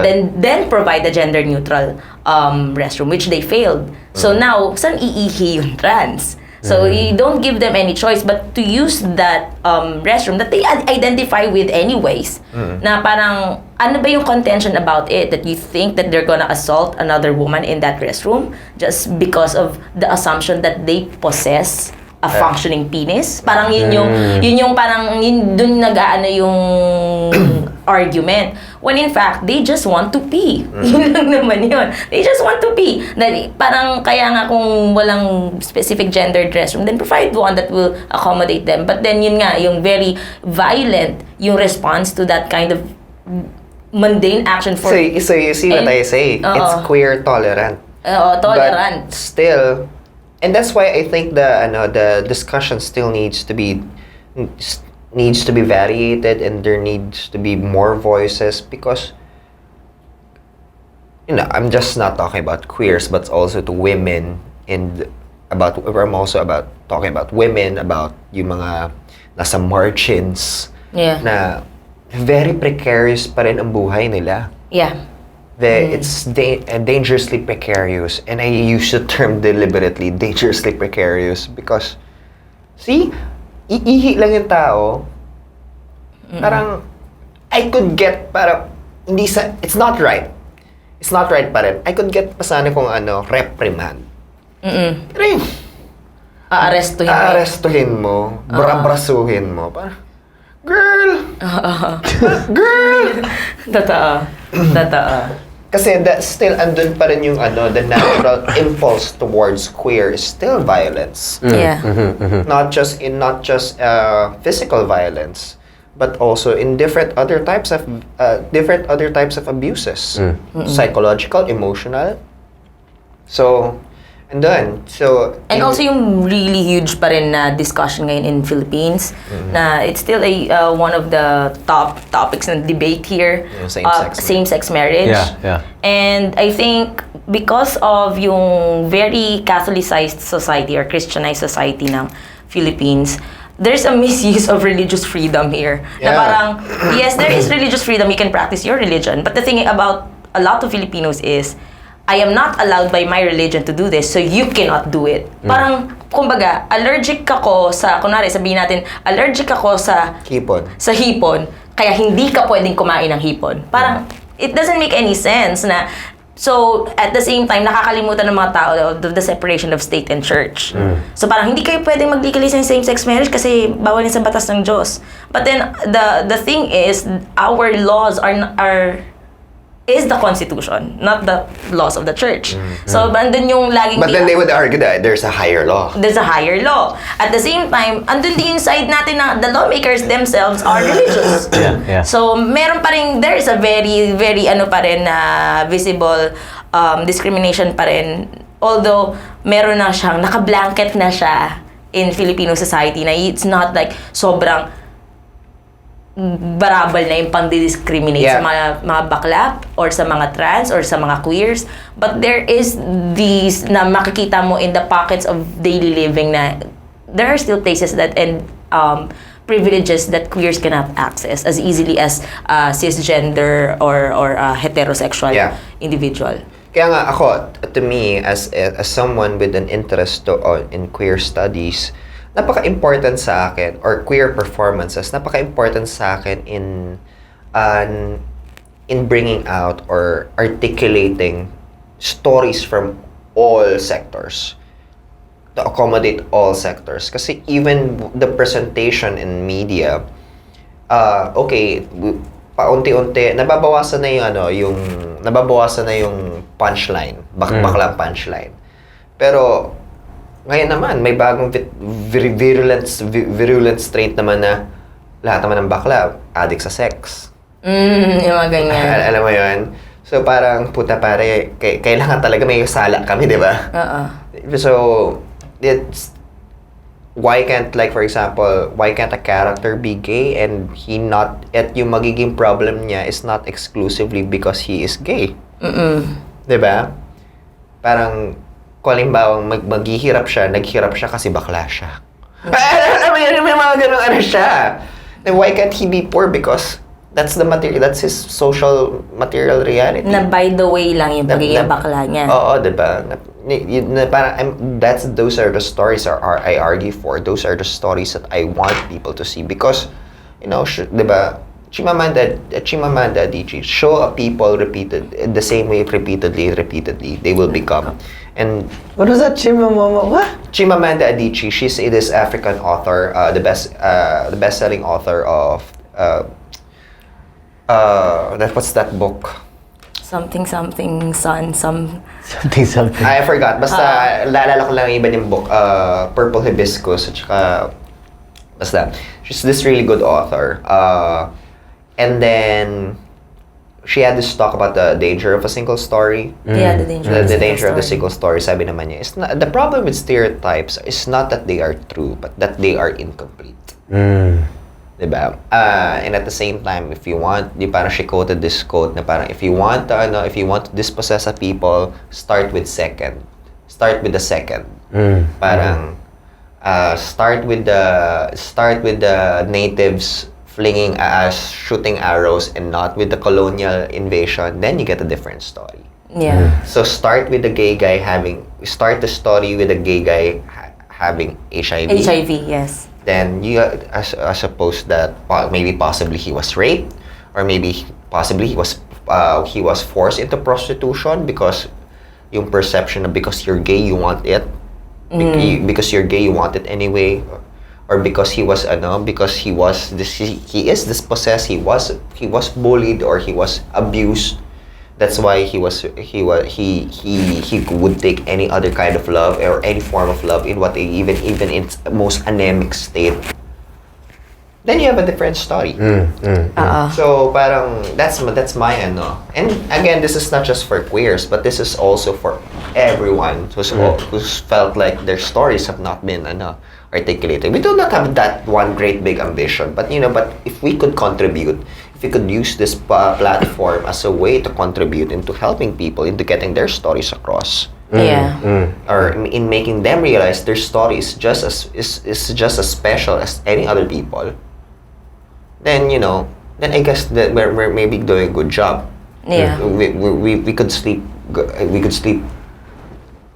at night na masaya. The same way your podcast is exposing or bringing to fore these Filipino stories, these Phil-Am experiences, because even until now ako konti alam ko with the Phil-Am experience. Yeah, which is I think when I listen to KuyaChris podcast, I understand more what's happening with the Phil-Am experience kasi I do not know. I honestly do not know anything that's going on. I feel like once they've boarded that plane, and then transferring their life from here to there, na parang I do not know already what's going on with other Filipinos who do not share the same parang kumbaga motherland experience that I have. Or maybe I'm unfortunate enough that everyone that I know have migrated. Yeah. Never had that that itch to go back and actually relearn yung mga ganun. Or a lot of them have kind of adopted this holier than thou, or this my skin is lighter than yours. Yeah. Attitude about things. And interestingly enough, when I was starting to market Kudazzers and also starting to make connections abroad for Kudazzers. So I did this parang kumbaga spree of following people on Instagram, like just using the hashtag Filipino, Filipinx, Pinoy, and all that. And I see a lot of Instagram accounts that are dedicated to the Filipino community or Filipino artists in the States or in Canada. And ito ba si ano? Mamaya. Secret story, mamaya. There are things that I discover about Philippines because of their art. Na parang minsan, alam mo yung sinasabi nila na dahil lagi kang meron nun, kumbaga ikaw sa Zambales, di ba nung pumunta kami sa lugar nyo, hindi ka parang masyadong give in dun sa pupunta sa Liwliwa. Kasi taga dun ka. Na parang you can afford not to go there because you're from there. Na you don't really, not saying that you don't appreciate the place, but it's just that it's not a big thing for you. That I'm just Liwa is scared there. of the beach. Why are It's you really scared of bad. the beach? Parang kumbaga, Because I cannot swim. It's only because I'm 5'8" that I'm alive. na tipong ako, my dad is very Ilocano, my mom is half Ilocana. And I'm probably the only Ilocana who's never been to Baguio. And Oh my I God. don't have the urge to go there just because I know it's accessible anyway. But then I think that's what happens with a lot of Filipino American people, especially the youth, na because they're not in direct contact with that culture, with the places, with the materials, with the media, and yung history. They have this need to reach out for it, not in the same way that we reach out to it in the motherland. You know, my prof before, kind of, she brought up, parang nung pinoint out niya yun, parang medyo na mindfuck kami. Na parang, it's so clear as to why did I not see it? Parang ganyan iniisip namin, why is there no Philippine Studies Center? In the same way na, meron naman.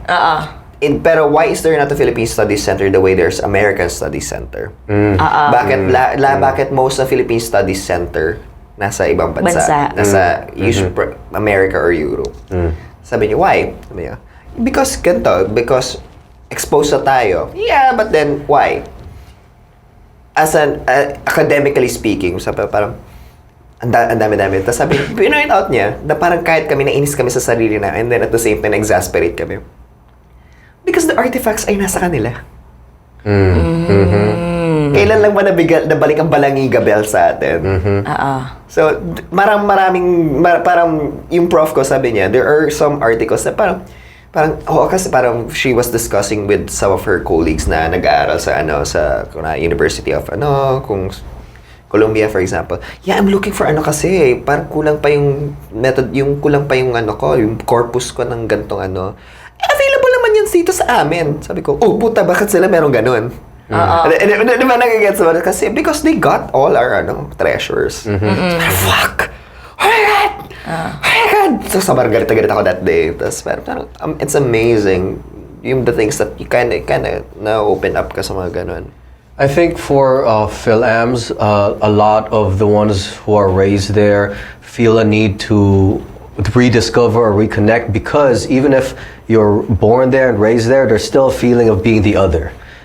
Because it's still mainstream, white, that's the dominant narrative, unless you are in a very diverse place, right? Yeah. The educational system is still focused on the white experience, on American superiority in a sense, and so you're raised in a way no, I'm still different. I'm still American. I know I'm American, but then I'm something else because I'm not the white American, right? Yeah. And then I was actually talking to there was a lecture I attended of a teacher here at UP who's a dancer, and she's talking about Philippine dance, right?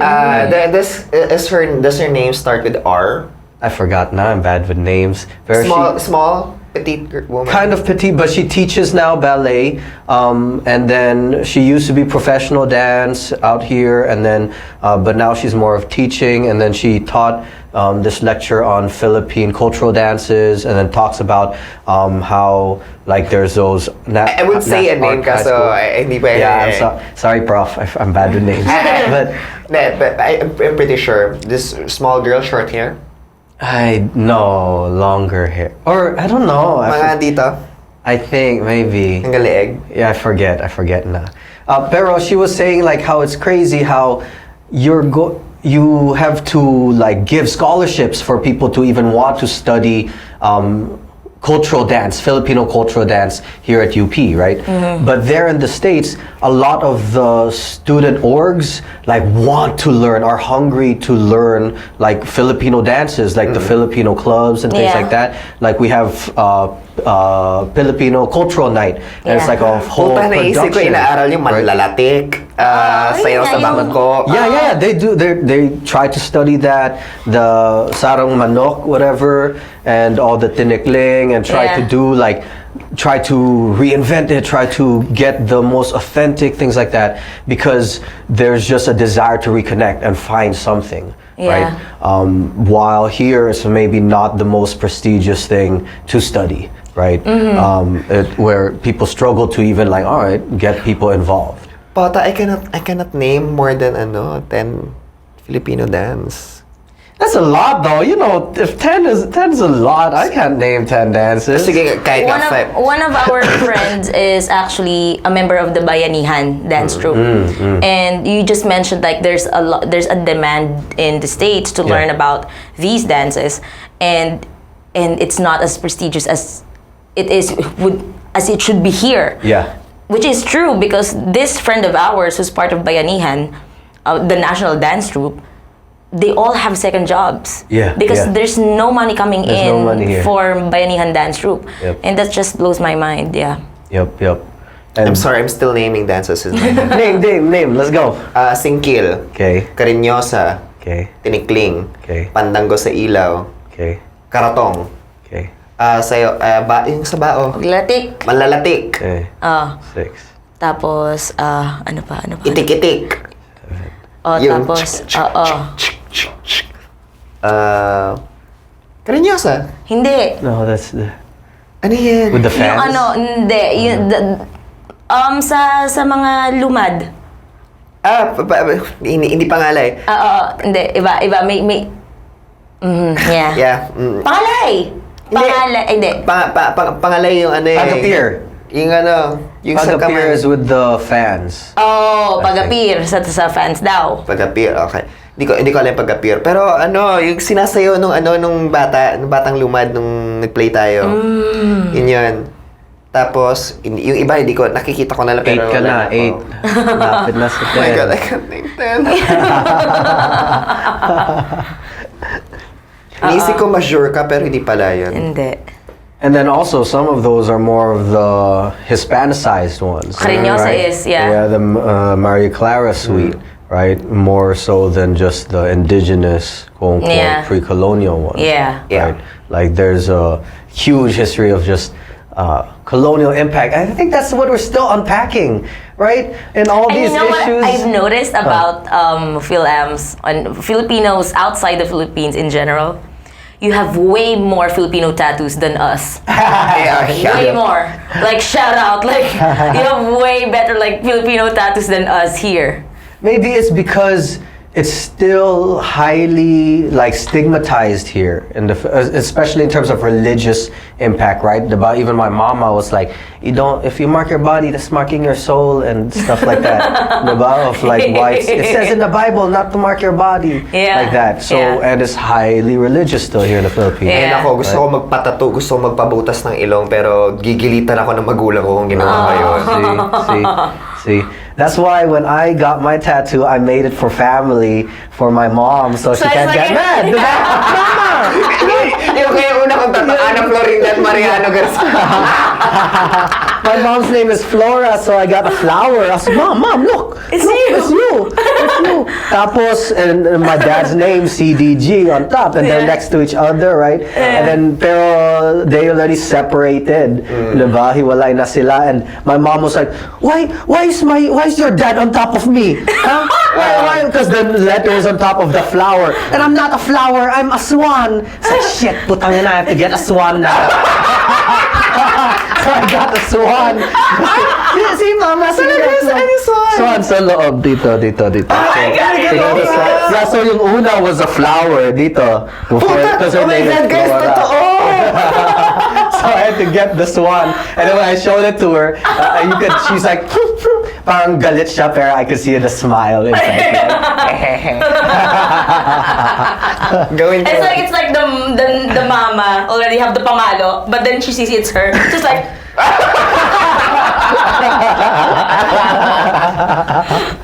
Sige na nga. That's the secret. Kaya una kong gawin. Kaya nagpatato ako. Oh, pero pangalan mo.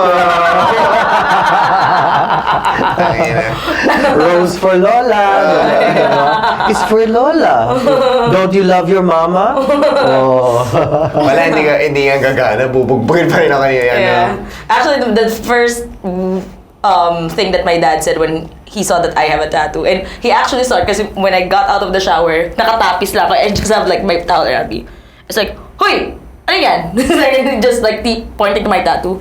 And then he was just like thinking for like 5 seconds, and he was like, demonyo ka na ba? Demonyo ka na ba? And it was a serious question, like, demonyo ka na ba? And I'm like, what? What is that question even? And then it just showed me like how like really different they see tattoos. Yeah. Ma'am, yung itsura ko na nga lang, di ba? Remember yung text na pinakita ko sa'yo, yung message ng tatay ko? Di ba parang... Because you lost weight and all that. I lost weight, tapos I had a Instagram story, na nasa messenger, nagsasync siya sa messenger story na I was in a bar, parang, it's not even a bar, it's like this is speakeasy. Speakeasy na parang you know, acoustic jam. Tapos gumagano, tapos parang kanta-kanta, Eraserheads, mga tumutugtog eh. Parang kinakatayo, yung magazine. Nakita sa isang magazine. Tapos parang gano'n, tapos I was lip-syncing with my friend. Tapos parang sabi ng tatay ko, parang, ba't addict ka na ba? Sabi niya, ano? Nag-addict ka na ba? Parang, sabi ko, ano po? Sabi niya, ukininam. Parang ukininam. Agdroga mat gayam ti arabidam dayta Manila. Parang punyeta ka, parang pagdodroga naman yata inaatupag mo dyan sa Maynila. Sabi ko, bakit ang payat mo na? Sabi ko, kahit na food poison ako last week pa, di ba? Kausap mo ako. Food poison. Di ba? Parang food poison ka kasi sa droga. I'm clean po. Hindi, pero di ba, may ganung sila, may ganung idea pa rin na. Yeah. And can I ask, kasi you said na oy, hindi po yung totoo na food poison po talaga ako. Klaro lang, just to be clear. Just to be clear. Malinis po ako. Anyway, so KuyaChris, you said na you moved to America when you were 12. So when you moved to America ba, did ito na yung mga quick fire question. Sige, quick answer. Sige, ano yung mga Filipino growing up checklist? Chinelas. Yes. Sa bahay, you're talking about in general usage. Like palo. Oh yeah, of course. Chinelas. Yes. Hanger, no, we didn't use the hanger. Belt, yes. Belt. Walis tambo. When we were here sa Pilipinas, we didn't use the walis tambo sa US. So okay. You can't buy it na there. Walang available. Pala yung dahilan. Walang available. Ano pa ba yung mga munggo? Munggo, yes. Napamunggo ka. Luhod sa munggo?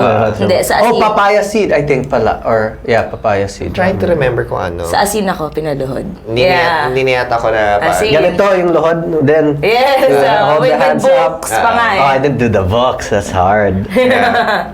Ano ba yung mga checklist natin? Sa Sa growing up Filipino. Growing up Filipino. Pinapasayaw ka sa reunion parties, yes. Pinakanta. Yeah. Pero most of those that you're saying, I did it, it's here. Oh, yeah. We didn't really do it when I was there na. Yeah. How was the growing up? Kasi, a lot of people would say na parang this typical topics, but yeah, that's what we want to hear. Ako, frankly, I'm curious because when yung mga Filipinx friends ko na naggaling sa ibang bansa, we don't talk about this. It's usually na may meet ko lang sila sa party setting. Yeah. And at the same time, alam mo yun. So, how was the experience growing up nung pagpapalaki sa'yo when you went to America na?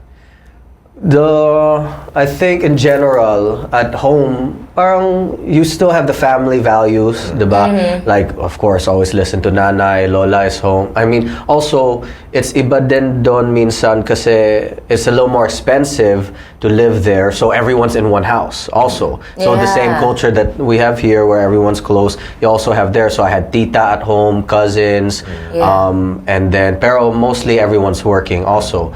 I think the main thing for me was fitting in.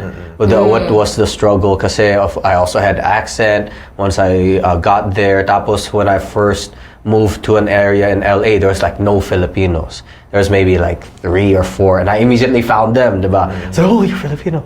And then we became friends. Pero it became a process of trying to find, quote-unquote, my identity. Like, okay, where do I fit? Do I hang out with the Chinese? Do I hang out with, my last name is Guerrero, so I was hanging out with the Mexicans, like that. And then, like, trying to fit in, pero at the same time, I was so inundated with the American dream when I was here in the Philippines, Cartoon Network, Nickelodeon. So my crush nga was Lizzie McGuire when I was a kid. So I had this like addiction with, let me get a white girlfriend, like that. So my crush was like this white girl that was so ingrained. Now that I think about it, like, wow, also like just socialized to glorify being white. And I even dressed like Hollister, Abercrombie and Fitch. Those are like those white brands like that got popular during my high school time. So I think it was a whole process, multiple years of just kind of like, all right, what do I do? Like, and that's why I didn't really do well in school versus my sister who was a little bit older and then did really well when we first immigrated. So it was kind of an assimilation struggle, like at first, like trying to find, all right, what does it mean for me to be here now? That's why I think when I talk to other people who move there, they say it's the 1.5 generation, where you're not born there as a second generation Phil-Am, but then you're like in this transition because you have a memory of the Philippines, you grew up here for a certain amount of time, but then now you go somewhere else, you spend formative years there, but then the Philippines is no longer your home because you're not fully engaged there, but the US is not your home either because you still have your green card and you're still an immigrant, and then additionally there's some anti-immigrant rhetoric, right, growing up. So it's this constant like renegotiation with even yourself about what is your home.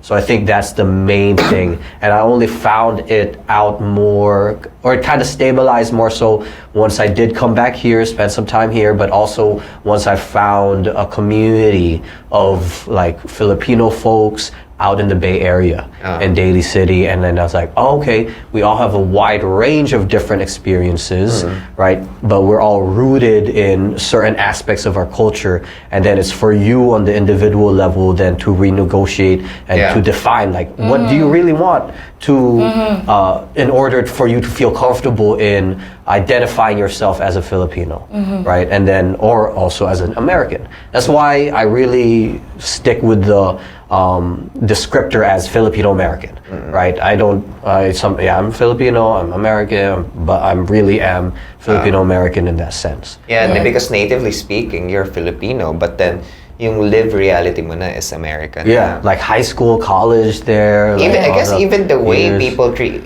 your fellow Filipinos treat you na. Yeah, even here. Yeah. Even if I try to speak Tagalog, obvious naman when I speak, it's like, oh, slang. Why do you have? That's why I like going out of Manila, because if I'm in Bacolod, Iloilo, they're like, where are you from? Ay, taga Manila, sorry. Englishero lang. Right?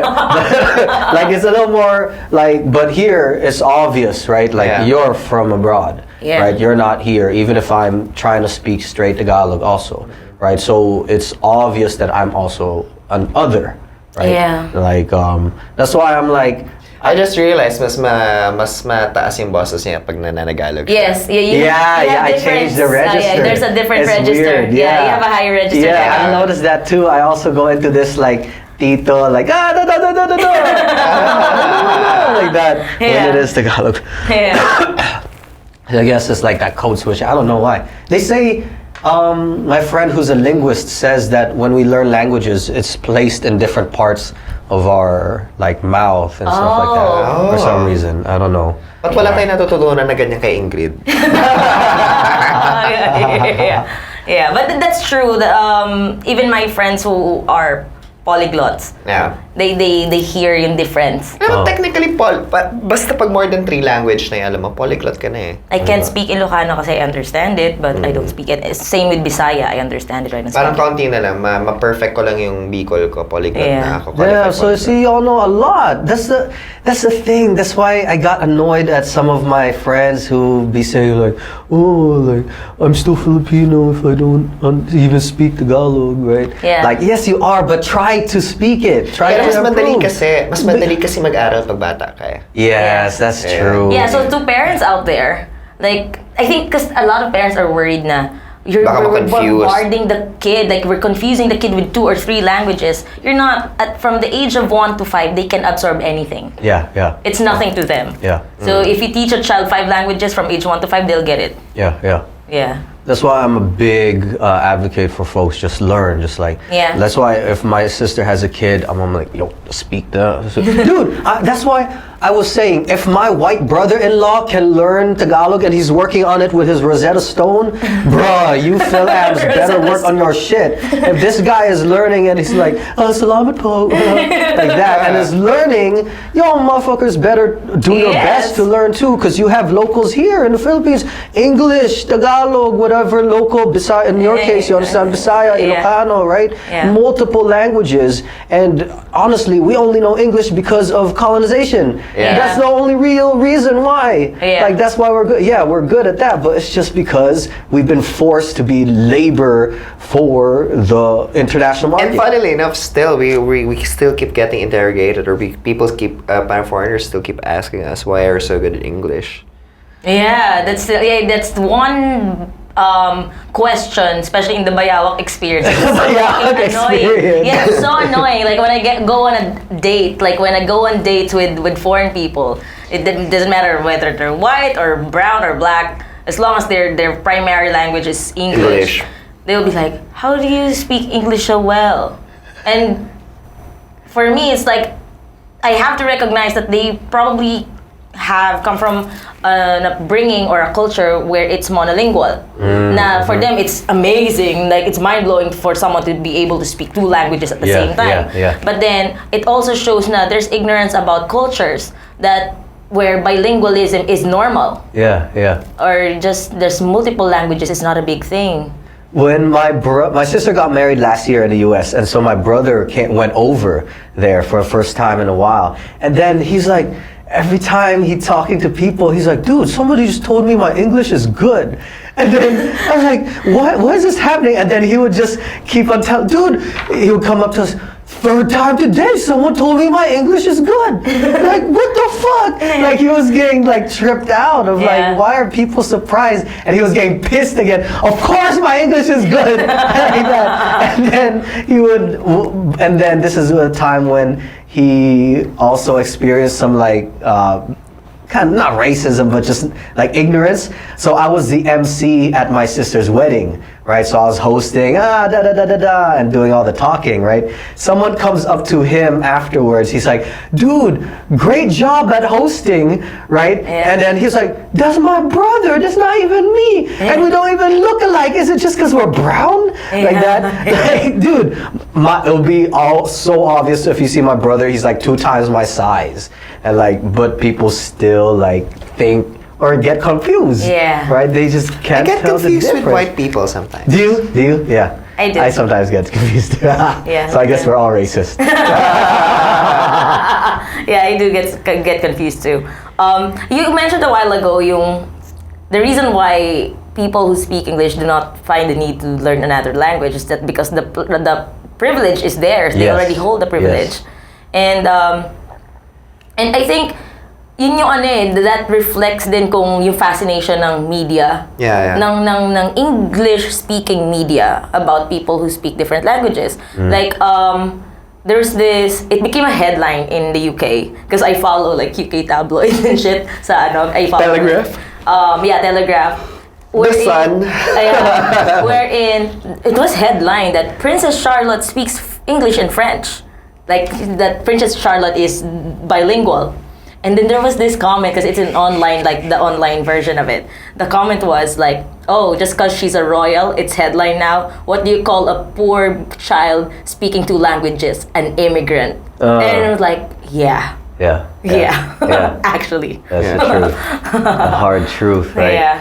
I was gonna ask, as a bayawak, right? As a Just to bayawak. clarify this bayawak thing, because I was also like knighted as a official male bayawak, right? Yeah. Does that mean you date majority AFAM, like No, foreigners? That's not.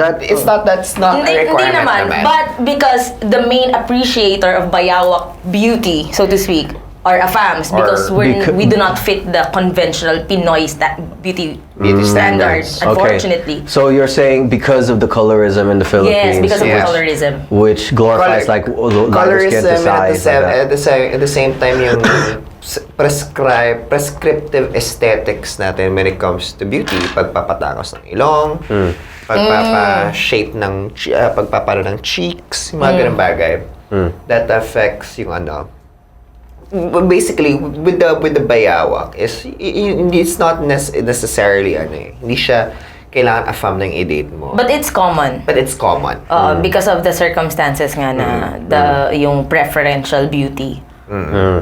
So I'm not that unofficial bayawak then, because I've only hooked up with one foreigner, one white And girl. it's funny kung saan niya naka-hook up. Pero, if anything that proves your bayawak status, according to KuyaChris, the only white girl he hooked up with was Is in here. Boracay! Is in Boracay!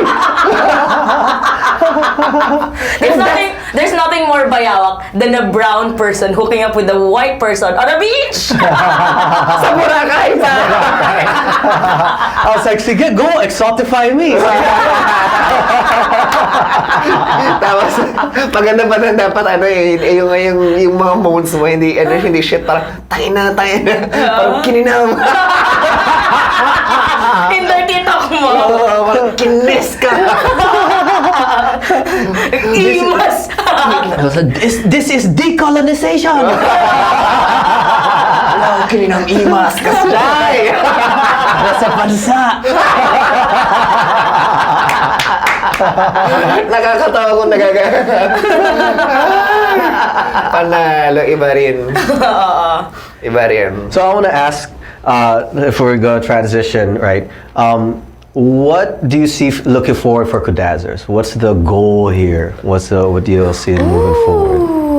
To me, getting guests over, but at the same time, expanding yung expanding yung reach ng listeners na. Ng listeners. And actually providing a voice and a platform for our listeners, for the kapitbahays to also voice out their opinion. Kasi usually like for a lot of listening platforms, you just listen. Like you just entertain yourself with it or educate yourself with it. You do not join the conversation. But what we always encourage sa mga episodes namin is that we talk about this topic, for example, the bayawak episode or the vices episode. Sige, pag-usapan natin yan, we talk about it. And then before we close it, we always encourage our listeners to join in the conversation by tweeting or commenting on our Instagram post using the hashtag #kudakolang. Like, what is your kuda about it? So hashtag #kudakolang. Or maybe they have questions. When we did our polyamory episode about polyamory, there were people who reached out to us privately na wanted to learn more about it because they identify on a very their needs. it's not just on a conceptual level, but there are economic factors na here, like very practical questions. Like for example, if I'm going to engage a polyamorous setup, how do we split? Do we split the bill? May ganun siya. Do we share a house? May mga ganun ng So, I see Kudazzers as a podcast channel, kumbaga. As a podcast that encourages conversation. Yeah. Not only within the podcast, but also outside the podcast and interacting in between too. I guess at the same time, parang the reason then why bakit we choose the topics that we do is for people to stop looking for a license to talk about those things. Like for example, anal sex. Yeah, parang I think people are afraid to talk about it outside the context of talking about it with their gay friends. Why can you not talk about it just as girls who want to explore anal sex? Kasi you're afraid that you might be seen by your friends as someone who's promiscuous or someone who has dirty desires. Pero with that episode, or hopefully with Kudazzers, we encourage people, whether straight or gay, to be able to talk about things about sex without fear of any judgment. Kasi parang, if Kudazzers can talk about it, why can't I talk about it? And I think, alam mo yun, para sabihin na, parang, grabe, I think yung mga opinion namin about things, they're not that special. Na parang, I can talk, I have better insights than they do. Alam mo yun, that's why that's why even if it's on things like, for example, na more or less mas pwede namin sabihin na may gamay kami. Like for example lang when it comes to talking about queer, I'm not an expert on it, but it's a field of study that I'm particularly invested and interested in. But I always end up saying that, tell us what you know, tell us what you feel about it, because ngayon kasi with the humanities, it's the inwardness, that's the instating of the I. Ngayon, the lived experience is far more it's not far more, but it's of equal merit than yung that very distance observation, yung mga ganyang bagay. Parang a scholar writing about buckwheat life or about lumads, from a distance, yung mas importante ang statement ng isang totoong lumad. Diba? Kasi sila talaga yung kaya makapagsalita with gravitas on what it means to be lumad. What it means to be in the crossfire, literal crossfire. And I mean, no pun intended yun. Parang, or in the cross sections of being torn apart from you, torn away, shorn away from your land, and at the same time the need to survive, and then trying to renegotiate your culture that should have been yours, but now you're being forced to assimilate into this. And the thing is, you were happy to begin with in your dun sa buhay mo before, until all of this happened. So, very important sa amin yun. I guess right now, in an abstract sense, what we want to do is to provide a platform and I guess to provide a space wherein conversation, dissident opinions, and different opinions can be discussed. Kasi critical, this is bell hooks. Parang critical interrogation is not the same as dismissal. Parang for example, do you really think that? Parang may mga ganong kami lagi para sa Kudazzers. I know, is it? Is it? Parang ganun. Parang for you to critically interrogate something, it's not at all an act of disavowal. And at the same time, parang between us, we also train ourselves na, yes, we are entitled to our opinions, but we're only entitled to opinions we can defend. Yeah. Diba? Kasi parang, nagiging free ticket yun ng maraming tao para sabihin, no, I'm entitled to my own opinion. No, yeah, you are, but you should only, I read that's from a New York Times article. That's a very good article, sabi niya. Yes, you are entitled to your opinions, but you are only entitled to opinions that you can defend. And as someone learned, or as someone with faculty with a discernible amount of or with a respectable amount of faculty, you should be able to recognize when a defense has become indefensible. Diba? So, ganun yung inaano namin.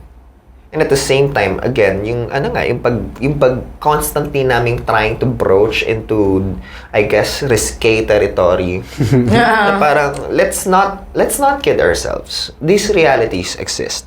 Yeah. And the reason why they're so stigmatized is your refusal to talk about it. Yeah.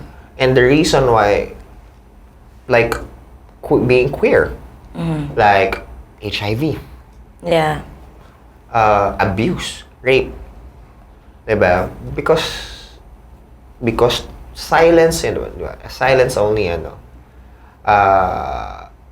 aids the oppressed. And at the same time, we cannot let yung efforts of other people to go to waste. So even in our own small brave ways, parang these are our own small brave ways because when it comes to reputation, we have nothing to lose. We're all relatively unknown artists. No.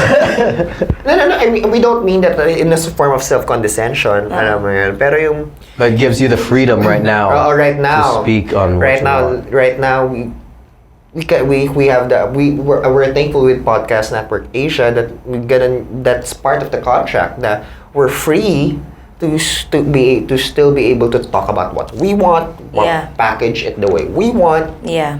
And also, since I'm also managing yung kung ano yung magiging progress or content ng Kudazzers, I want to not only have listeners engage with it, but also have people of expert opinion come onto the show. Definitely. Or of people with different experiences from us come onto the show, which is why also we really are excited that you're part of this episode, KuyaChris, kasi we really wanted to hear from the Phil-Am experience, kasi we can never ever parang articulate what it is because we're not of that experience. And speaking of which, I have really a curious question kasi he mentioned about like his upbringing, yung assimilation, yung struggle niya, assimilating sa States. KuyaChris, what is home for you? What is home? I actually wrote a poem about this before, like home is where blank is, right? Yeah. And I think for me, like that redefinition of home is for like as a bridge. I know I'm a bridge right now for my communities between the Philippines and the US, because I feel at home in certain spaces in both places. Right, but it's really with my community. When I'm with my community out in the U.S., like I feel at home with the other community organizers there, especially within the Filipino American community there. I feel at home with like my close friends are there, right? Yeah. But I come back here and I do feel at home like with my family, right? But I actually don't feel that like it's like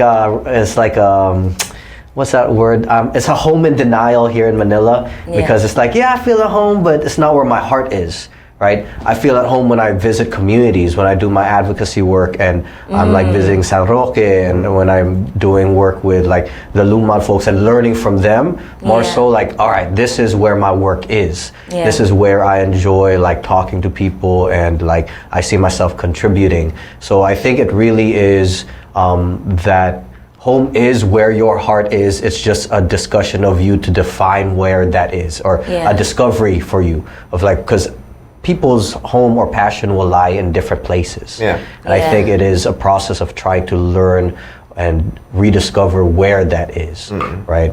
And for me, it's definitely in both places. So ideally, I want some gig that'll make me 6 months in the US, 6 months here, and go back and forth so I can continually like be with the people I love, because I think as an immigrant, like it's really come home in the sense of like both places like have parts of my heart like embedded in it. And I can't leave either one like forever. It's kind of hard. I don't know. You know, if you're still in Manila or within Philippines, this February, we're inviting you. I'm inviting you to watch Nana Rosa. What's Nana Rosa? Nana Rosa. That's the show that we were talking about earlier. The show we're doing with DUP Dulaang UP in UP. Both of you are in it. I'm one of the dramaturgs there. One of the actors. And she's one of the actors. So it's basically the story about Nana Rosa Henson, as the first Filipino comfort woman to come out publicly. So it received critical acclaim during its first run. So there was last year. This year. Early this year. And then because of the clamor for it, of the decent clamor for it, because we got extended shows So we're doing it again for this year, like for February next year. So I'm inviting you. And because this is really a critical part pa rin ng struggle ng Filipino women, which is really deeply rooted in history and sa history natin with strife and war, wherein they still are trying to comfort women who are already dying out one by one, and still waiting for that apology and daños for what recompense. happened, recompense for what happened to them, and just an acknowledgement in history. Kasi they are erased from history. So, yun yung... And I think as a Filipino, whether or not Filipino American or Filipino, I think it's part of our responsibility. As Especially part of this nation building, nation history. And as part of a nation who is still strong. Tayo yung malalakas na miyembro pa ng bansa na to still champion the cause for these dying women. Kasi when they're gone, all of those stories will die with them without lost knowledge. It's lost knowledge and it's lost history. Na it's a huge injustice to these women who are actually heroes during the Japanese occupation. For surviving those indignities and living through trauma. And retracing the wounds again for it to never happen again. Yeah, so I think I am part of yung narrative ng babaeng Pilipina.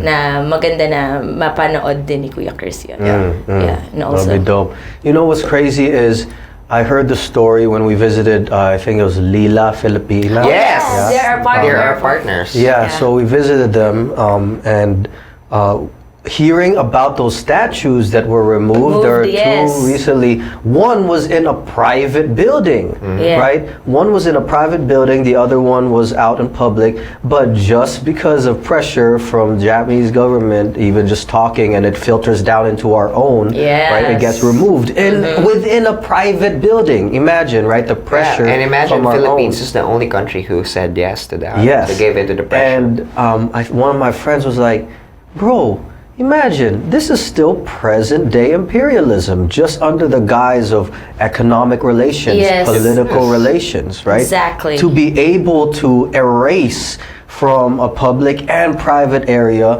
right, part of our history or even commemoration for this community.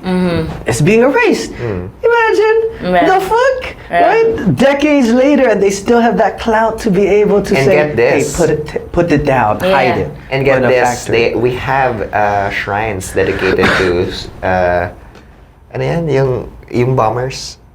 Kamikaze bombers. We have shrines dedicated to kamikaze. We have shrines dedicated to kamikaze bombers, but we do not have shrines dedicated for comfort women. Yeah. So February, was it? Put it out there. February what? No definite date yet. Yes, but it's the month Where of February. can people find information about that? DUP. Dulaang Universidad ng Pilipinas. Yeah, they have a Facebook page, but we still have an ongoing show right now, and also another show, Fuente Ovejuna. We have Bernarda Alba, Fuente Ovejuna, and then Nana Rosa. Yeah. So and I think I know that you're gonna visit Philippines like often throughout the year. Yeah, we would really love to have you around so that we can also check out, like, even outside the podcast, check out like cultural stuff, and also we're also interested in your work. In your advocacy work here in the Philippines. It's just the beginning. Yeah. I'll be back in November. I'm leaving this September already. I'll be back in November. So let's link up. Let's see. Yeah. Could, at least for the recording, could y'all give me info about how people can contact you, both Kudazzers and individually? Okay, sure. For Kudazzers, our email is Kudazzers that's KUDAZZERSMNL @gmail.com. So for our social media handles, everything is at Kudazzers. Again, that's KUDAZZERS. You have a good radio voice when you switch into that journalism major. And do we give out our personal email address? For personal our personal IGs. Mine is at Iris Montesclaros. And to me, it's the Eudes Garcia. Just Instagram though. I quit Twitter because I'm pretentious like that. So that the Eudes Garcia, it's TheEuDesGarcia. Yes. Eudes. Yeah. But we also tagged other members of Kudazzers in Yes, some of the photos of Kudazzers Instagram, so you can Hindi ko find na kasi them there. memorize yung mga ano nila. I think Martin Glen is at Martin Glen with Double double N or triple N's. And then Ingrid Joyce is Ingrid M. Joyce. And then Natalie is Estrada. Yeah. That's how I remember their handles. But anyways, you can find us at Kudazzers. Yeah. Everything's at Kudazzers. We're also on Facebook, we're on Twitter, and we'll try to be on other social media platforms when we get the time. When we get the time and we get we have the time. Cool. Yeah. Thanks for having me. Thanks for also getting onto the podcast. Yes, follow KuyaChris. Kuya Chris. Kuya Chris, plug ka naman dyan. Palagi naman dyan siya mo, KuyaChris. KuyaChris.com, KuyaChris. All the information is there. Yeah. If you search Spotify and iTunes and everywhere for The Filipino Garage, Yes. you will see it. And on YouTube, the videos, Facebook, everything will be there. Yeah. So come take a listen. Yeah. And hopefully, this ain't the last one. I want to be back on this. We did have enough bastusan in this one, I Oh, think. yeah. This one went deep. We had a class Yeah. by Professor Eudes here. I could see the professor coming out with clear. We had some bastusan with a rim job. I think we can do a little bit better with that next time. Yeah. With the bisyo. Destigmatize the nganga. When we talk about vices, these people were getting on me for my nganga. Well, I listened to their vices episode. They were saying, let's not stigmatize vices, huh? I'm just saying it's bad for your teeth lang. Yeah. Well, anyways, thank you also to Podcast Network Asia for powering this episode. Yeah, We love you guys. Yeah. Dope place. And Natalie, and shout out to Natalie, Ingrid, and Martin. Guys, You missed out. Hopefully I get to meet y'all Yeah, like in the Natalie, future. your fears have come true of missing out. Damn. It's really bad FOMO. Like until last night, she texted me, Ate, what time is your recording? Natalie, I already texted it. It's 12 to 3. And she's like, shit. It's like, you don't know it's 12 to 3? No, I'm still trying to process if I have class or not. Do you have class or not? I have class. Then you can come. It's like, shit. It's like she really wanted. Because we sabi ko, no, you focus on your And studies. then Martin actually wanted to send you a message. Because we were all stalking you, like, who's KuyaChris? Who's KuyaChris? And they were like that when I informed her, like, I'm talking to KuyaChris and he's going to be our first bisita. Yeah. And then Martin stalked you, and if you listen to our podcast, you know that Martin must be a gay guy. Martin should be a gay guy. With that voice of his. That voice of Martin is very gay. And he was like, is KuyaChris gay? It's like, I don't know yet. It's like, if he's gay and he likes bottoms, give him my number. And he really messaged that. Like, if he's gay and he likes bottoms, give him my number, please. Parang ba, bebe, basahin mo yung totoo message. Yeah, it's here. And also, You make the Hey, didadi he pa. shot his shot. yeah, He shot his shot. Yeah, he shot his shot. I can't find it anymore. It's so long. This GC. But then he also said like, oh, I like KuyaChris from the pictures pa lang ha. Like I like KuyaChris. And then Sabi niya, dadi. oh, daddy's KuyaChris. And then I messaged a while ago that it's like, what are you talking about? Like, oh, we're talking about queer, blah, blah, blah. And it's like, and then what's going on? Because they have FOMO. And I said, oh, like, KuyaChris quotation. Like, when you were talking about, like, assessing yourself, like, when you confronted your homophobia, Yeah, like, yeah. what if I'm gay? I said, what if I'm gay, KuyaChris? And